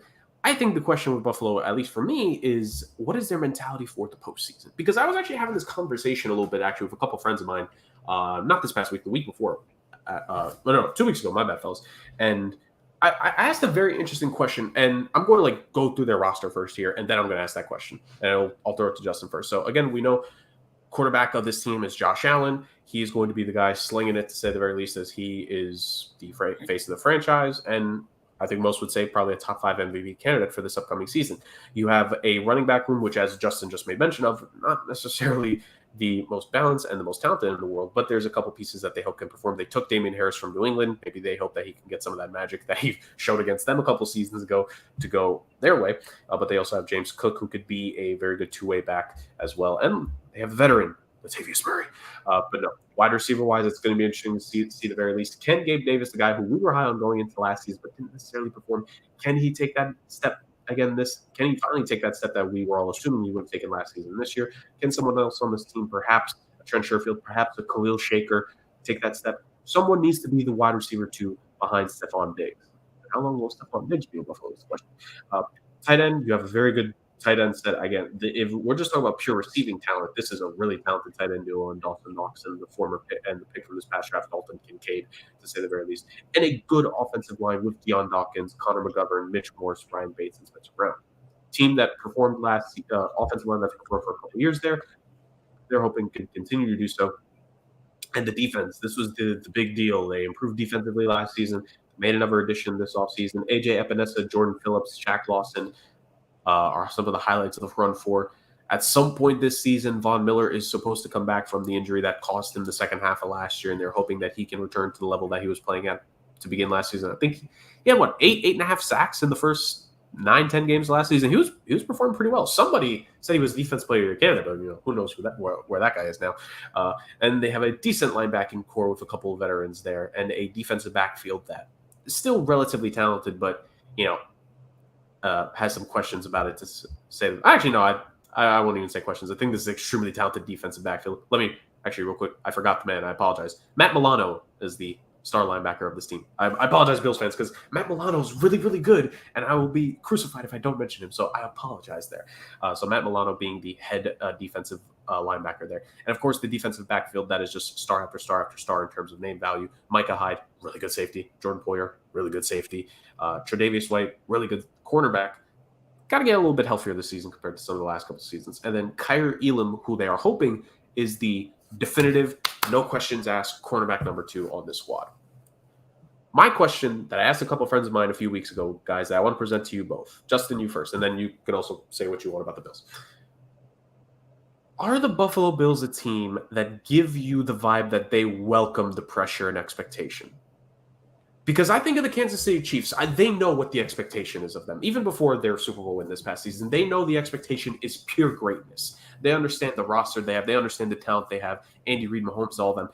They believe in themselves to be the guys year in and year out. They have that confidence. Joe Burrow, the last 2 seasons, have given the Bengals more swag and confidence than that franchise had in the 50-plus years before it. All right, maybe 50 is a little bit of a stretch, but still. He gave them confidence. He gave that team a idea. Him, Jamar Chase, that offense is going. They made Zach Taylor look like a really good coach. Well, not really good. They make him look like a pretty good coach when most people wouldn't have said that prior to the last 2 seasons. And some people were calling for his job after his first season with the Bengals, to say the very least. But Joe Burrow has given people the belief that the Cincinnati Bengals are a really, really good team, which, I mean, they kind of are, but that they are even better. They made the Super Bowl 2 years ago, and I believe that team believes in themselves to make it back there once again, and they are not scared of those expectations. I don't feel the same way about the Buffalo Bills that I do about those 2 teams. I just don't feel the same way. I know and I believe that those other two teams embrace the expectation that comes with their greatness. I don't get the vibe that this Buffalo Bills team either understands or they don't really embrace it the same way that those two clubs are. Maybe it's just me, but that's the feeling I get when I think about this Bills team. Because why is it that they lost the divisional round last season? How is it that then the year before that they lost with 13 seconds left on the clock? I know the answer to that is technically Patrick Mahomes, but how do you let that happen? Like, there's just something to me that has held this team back for the last three postseasons. And is it, I'm not saying confidence, is it the acceptance of what we all believe them to be? I don't know. So, Justin, I'll throw it to you first. Your thoughts on Buffalo Bills for 2023? I don't think you're that good for this long without being ready to take on all comers. I mean, I think Josh Allen is more confident than ever. I mean, look at his love life, Jared. Look, I think that Buffalo deservedly is a top 5 team in this league. They are.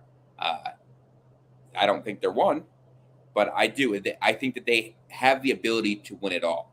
They've struggled to put it together. And to me, I don't necessarily think it's because of a lack of talent. Now, there is some issues, I would say, maybe with depth at wide receiver. They could probably add some guys, but Josh Allen has been able to find these third, fourth, fifth receivers at times when he needs to. Dawson Knox has been good. They've added Dalton Kincaid. You know, there's weapons there. I think the running game has been an issue in the past, but look, it improved last year. I know they got rid of Singletary, but they added Harris from New England, and I don't expect their run game to be devoid of any play. I'd like to see a running back lead their team in rushing yards this year, but it's not bad. They had success when they needed to running the ball last year. Their defensive line was an issue for a long time. They'd get sacks, but they couldn't stop the run. Last year, they were a top 10 rush defense last year. I think they were top 10 in yards allowed, rushing, and rushing touchdowns scored. So there's improvements. The issue last year, I think, was a little bit with the turnovers, which I like to see Josh Allen clean up, and we'll see what they do offensively to fix that. But I'm getting to the point where, as great as Sean McDermott has been there, is it maybe time for a change? Because there's only so many times you can lose to these guys before you're like, what's the issue here? And management's going to have to turn around and say, is Sean McDermott the guy? And now, look, I believe in Sean McDermott. I'm not saying that they're going to turn around and get a better coach right now than Sean McDermott. But there's an issue there. And I can't quite put my finger on it. Like I said, every time I turn around and say there's an issue, here's the issue. This is what they've had in the past. It's corrected. Now the issue is how we get over that hump. Because as much as you put together a winning team, you're not winners until you win.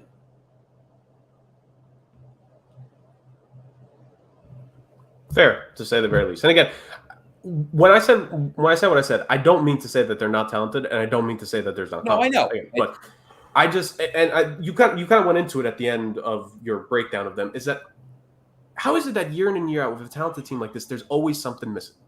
There's always that last thing that's missing. You think they make this trade, they make this move, they make this signing, right? Like this is an active team. I don't think it's an issue where the Buffalo Bills management is not making the moves necessary for this team to be it.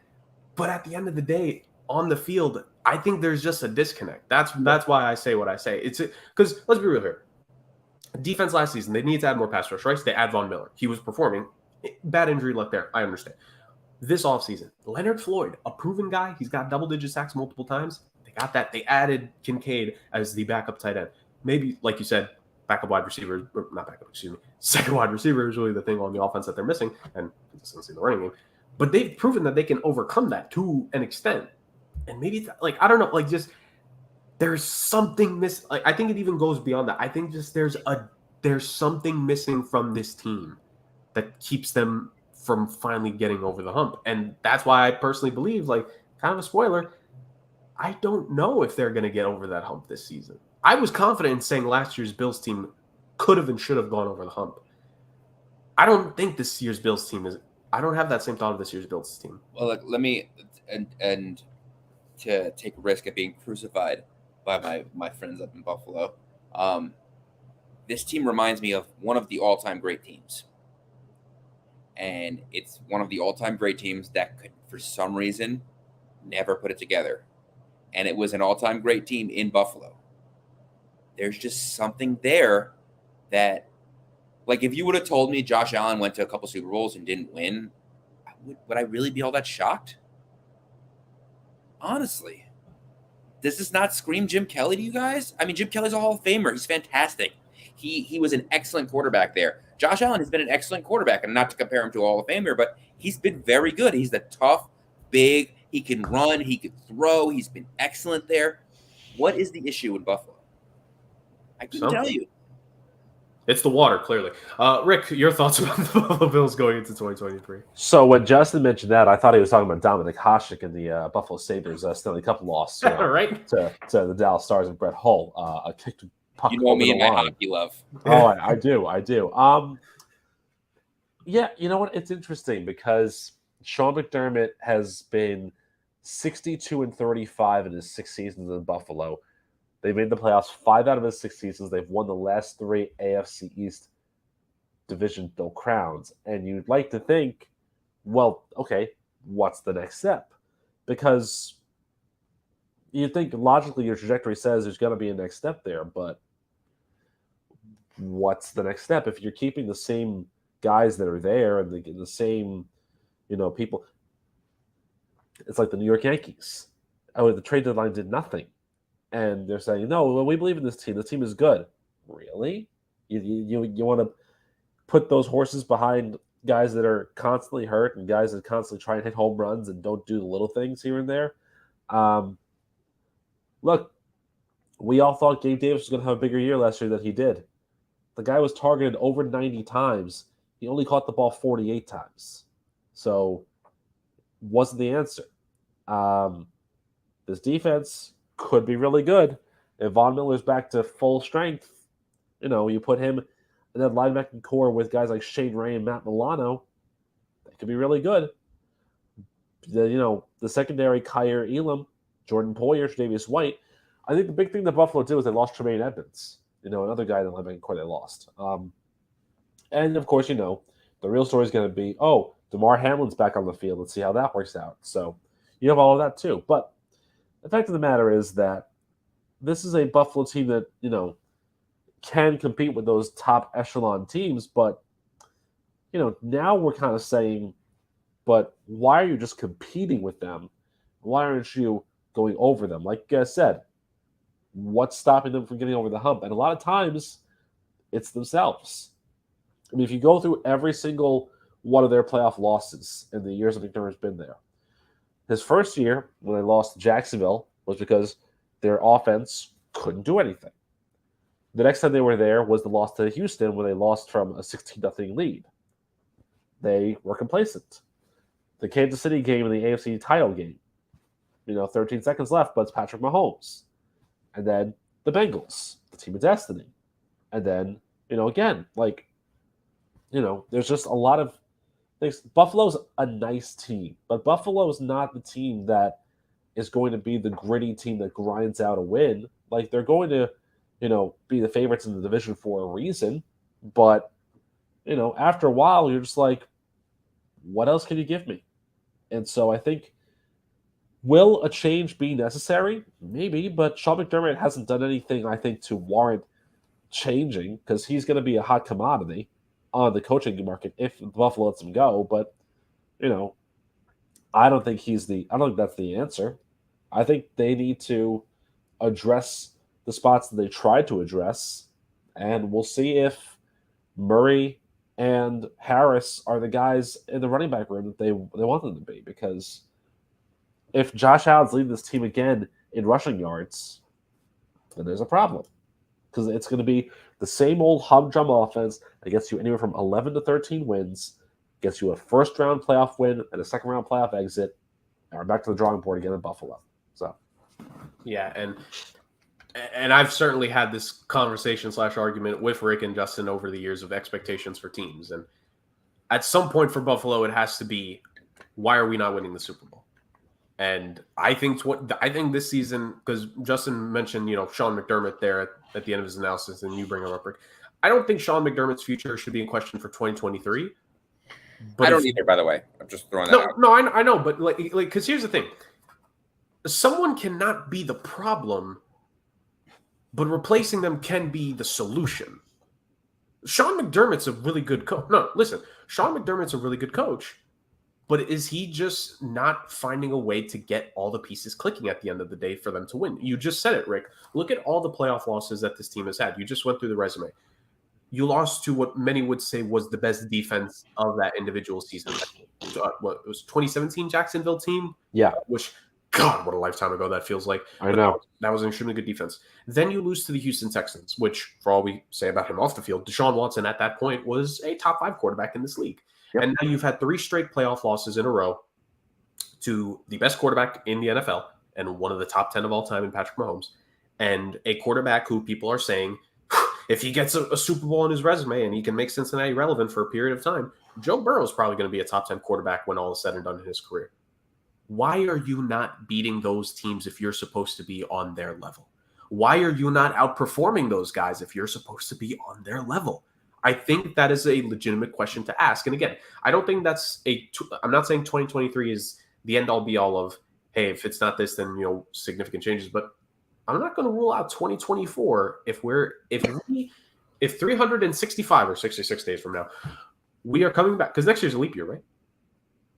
Yeah. So if 366 days from now, we are talking about this team in episode 130 something or 120 something. If we were talking about the Buffalo Bills again of, hey, they lost in the divisional round last season, or they lost in the conference championship game by a touchdown because they completely choked it and they blew a lead or something. If we're talking about this team in the same exact way next season, I think the conversation is going to expand a little bit to what changes need to be made. And you actually, I like because you made the comparison to the previous Buffalo Bills teams, obviously under Jim Kelly, Justin. But the number one comparison I've been seeing about Josh Allen and the Bills here on social media the last couple of weeks is the Cam Newton Carolina Panthers. The physical freak of nature quarterback, who I think in this case we would all agree Josh Allen's a better passer than what Cam Newton was even at his peak years. That 1 year was good, though. What happened? That 1 year was good. Oh, no, absolutely. Yeah. If we're talking about individual Cam lit it up that year. Oh, I've said this before. Maybe I've not said it on the show. If I could stick an individual season in the Hall of Fame, I would, one of them would be that 2015 Cam Newton, because holy hell, that is still to this day the peak of physical freak at quarterback, being the best in the game. I think, but now we talk about the Bills.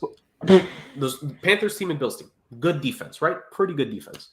Quarterback who, all intensive purposes, can throw the ball, can run the ball, physical freak of nature, can take harder hits than most quarterbacks can.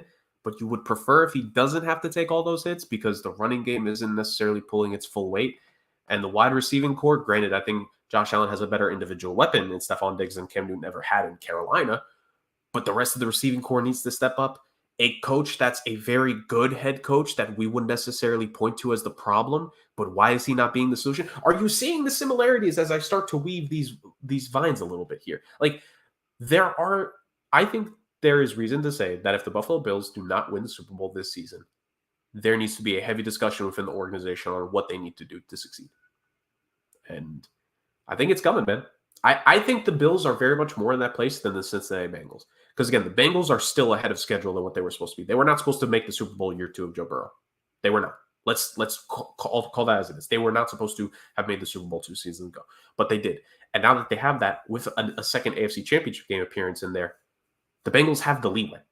The Bills do not have that leeway.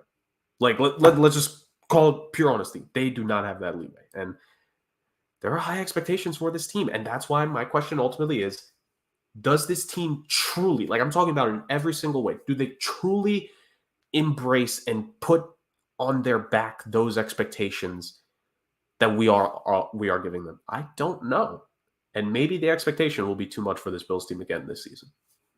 I think it's a wait and see. But that completes the team-by-team analysis for the AFC East, there's only one thing that remains. Well, technically two things on the show, but one thing in particular with this divisional breakdown. Our 4-1. So, lads, let's get this going. Who did I start with last week? Yeah, whatever. Was it Justin? Okay. Rick, who will be the fourth team in this division for 2023? I'm going to try this again just because I think it's going to be hilarious here. I have them at 5-11-1. I'm picking a tie this year. New England.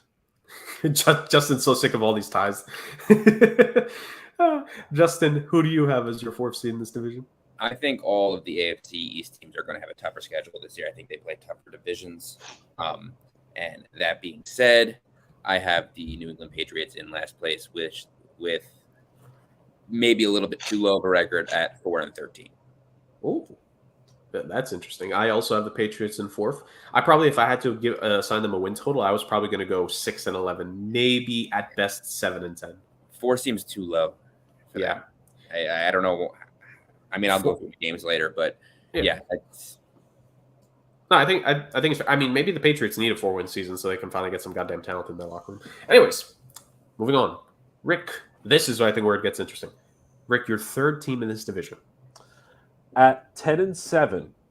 It's pretty good. Missing the playoffs of course. On a tiebreaker because they have one less win in conference than my 7th seed does. The Miami Dolphins. Ooh. Yeah.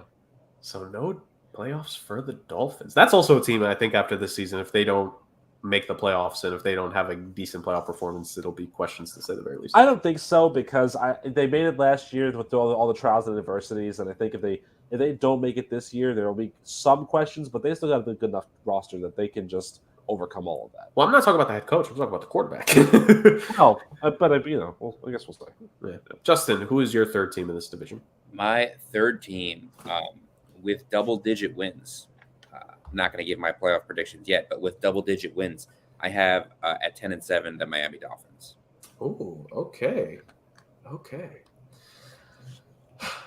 My third team in this division, the Miami Dolphins. If Tua was just a little bit healthier last season, they would be my second team. But it's tough. It's really tough, but just barely. Same with you guys, like about 10 wins, Miami Dolphins. I'm not going to say if they're making the playoffs or not because that's supposed to be for the final episode in a few weeks, Rick. But yeah. I'm ignoring you.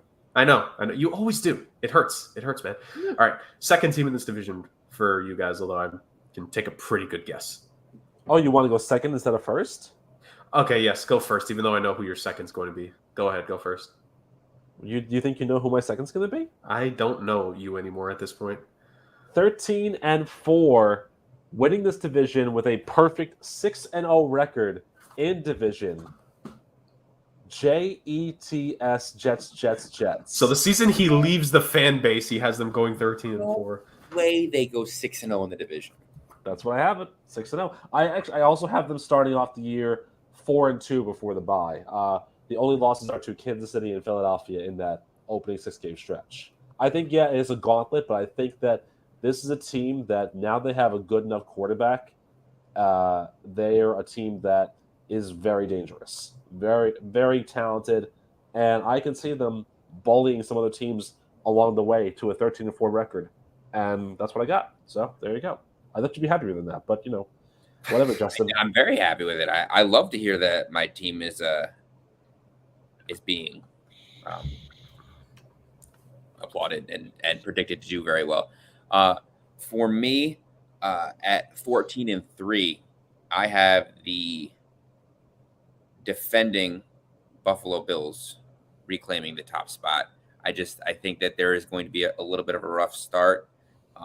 I expect them to split at least the games, and I expect Buffalo to maybe have a better conference and or divisional record than the Jets. That being said, I don't have the Jets very far behind, obviously, between 14 and 10 wins. I have them at 12. Not bad. I have the Bills as my first seed as well, so I have the Jets as my second seed. I would maybe give a slight distance between them in win total, but not that big. I think the Bills, if I had to, without looking at the schedule too in depth, I would say maybe 13-4 would be my standard for them, and I would probably have the Jets at 11-6. if I had to assign a win total at the moment. So there's that. Well, this is going to be the easiest recap of them all because all three of us have the same exact 4. We have the Oh, my bad. Oh, see, my bad. I expect Rick to actually, be good with this, but apparently not. Excuse me. There's a reason why you have the Cole Strange jersey, Chief. Excuse me. Tired. Okay, so 2 of us. So again, me and Justin continue to repeat in terms of picks. Patriots 4th for me and Justin. Dolphins 3rd. Jets 2nd. Bills 1st. And for Rick, Patriots are 4th. Dolphins are 3rd. I'm shocked the Dolphins aren't 4th with his standings. The Jets are 1st and the Bills are 2nd. So I'm assuming, what are the Bills for you, Rick? A 12-win team? 11. Really? 11-6. Okay. Yeah. Interesting. All right. Well, that concludes this week's 2023 divisional breakdown here at the Sports Ages of Chaos podcast. Next week, we head west, young podcasters, as we begin the final 2 divisions in this league. And we start with the NFC West, which, I mean, there's probably an obvious number 1 seed in there, but maybe somebody here will be a little unique with that choice. I don't know. Some might say that some of these division picks, we write down our picks and they won't write us back, but we might pick them to win at the end of the day. I wonder who. Okay, let me stop teasing. Next week we go over the NFC West on the show, to say the very least. But before that, before we conclude this week's episode, we do, as we always do, the one, the only roaster podium. Rick, what are we ranting about this week? Today's honorable mention is Albania, because heck, Albania. So there you go. That's all you need to know about that. No longer a child-friendly episode now, apparently, on this show. I said heck. It's fine. All right. Number 3 on my rain podium this week it goes out to Duracell, the company that makes batteries, because now they are making batteries that have a bitter outside coating that is supposedly supposed to be a what's the word I'm looking for? A turn away from children putting the batteries in their mouth and trying to swallow them. By making it bitter, children won't like that. No, a great idea in theory, but this is society now where we're saying, okay, you know what? Let's make the batteries bitter on the outside. That way, children will not try and swallow them. I got news for you. Sienna, when we first got her, we put the bitter apple spray on the furniture. She thought it was the greatest thing in the world, and she tried eating all the furniture. It doesn't always work, and you're basically playing God with natural selection here. So, if the kid wants to swallow a battery, let him. They probably weren't deserve to be on the earth anyways, and you are a terrible parent for having that whole thing happen anyway. So there you go. That's what I gotta say for you too. Oh, yeah. Definitely not a child-friendly episode this week. Oh my god. Oh no. Number 2 on the rant podium this week. I want to talk about Colin Cowherd. You know where I'm going with this. And this is just the line of graphics and chyrons in general, where Colin Cowherd, on his simulcasted radio show and TV show, had a graphic that said Collins players who can win the Super Bowl, or his QBs who can, what if they can't? And there were some interesting names on this list. Guys like Paxton Lynch, who are, not in the NFL anymore. And especially guys like Dwayne Haskins, who is dead. This is why we need to do fact-checking, people. We have to be better at checking facts and making sure that the people who, are in the graphical departments and making these understand, this is something that we should not put on there. Now, granted, those kids who are in the graphics may have swallowed some batteries in their time, so maybe they're a little funky, but that's neither here nor there. Don't do that. Be smarter, do your research, and understand that things are, And by the way, if it's a graphic that you have greenlit to go on the air, don't suspend the guy for reading it. Look at you, John Angelos in Baltimore. Free Kevin Brown. Number 1 for me. So I had a thought about talking about Travis Scott because he wanted his. Apparently, Travis Scott's fans now want him to do concerts at the Pyramids of Egypt and the Circus Maximus in Rome. So, let's just destroy more wonders of the world with a Travis Scott performance. Astro World variety, of course, would be great. But no, my number one is a little more simpler. Waterfront property.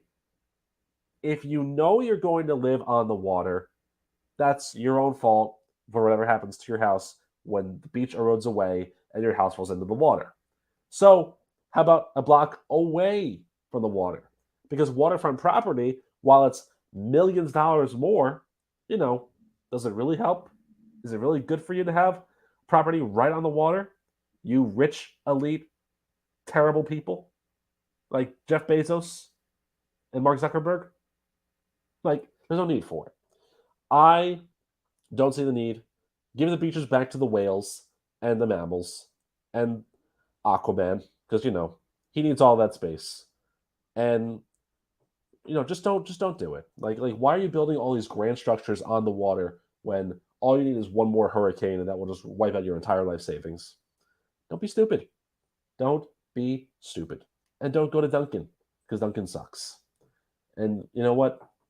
Adam, they're 8-9, 7-10. Just live with it. The Bears are going to be good this year, but not that good. That's my story, and I'm sticking to it. Now, please don't swallow any more batteries because, it's not good for you. Or if you do, just natural selection takes a hold. Darwin Awards. Love it. Indeed.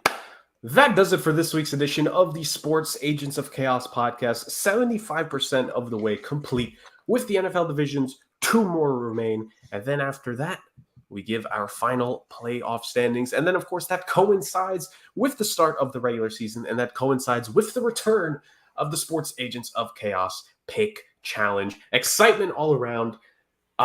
It will be so, so beautiful, as this was the return of weekend football. Glory to us all that football is back. Thank you so much for joining us on this week's episode, guys. And we will see you all next week for more fun, football, and chaos.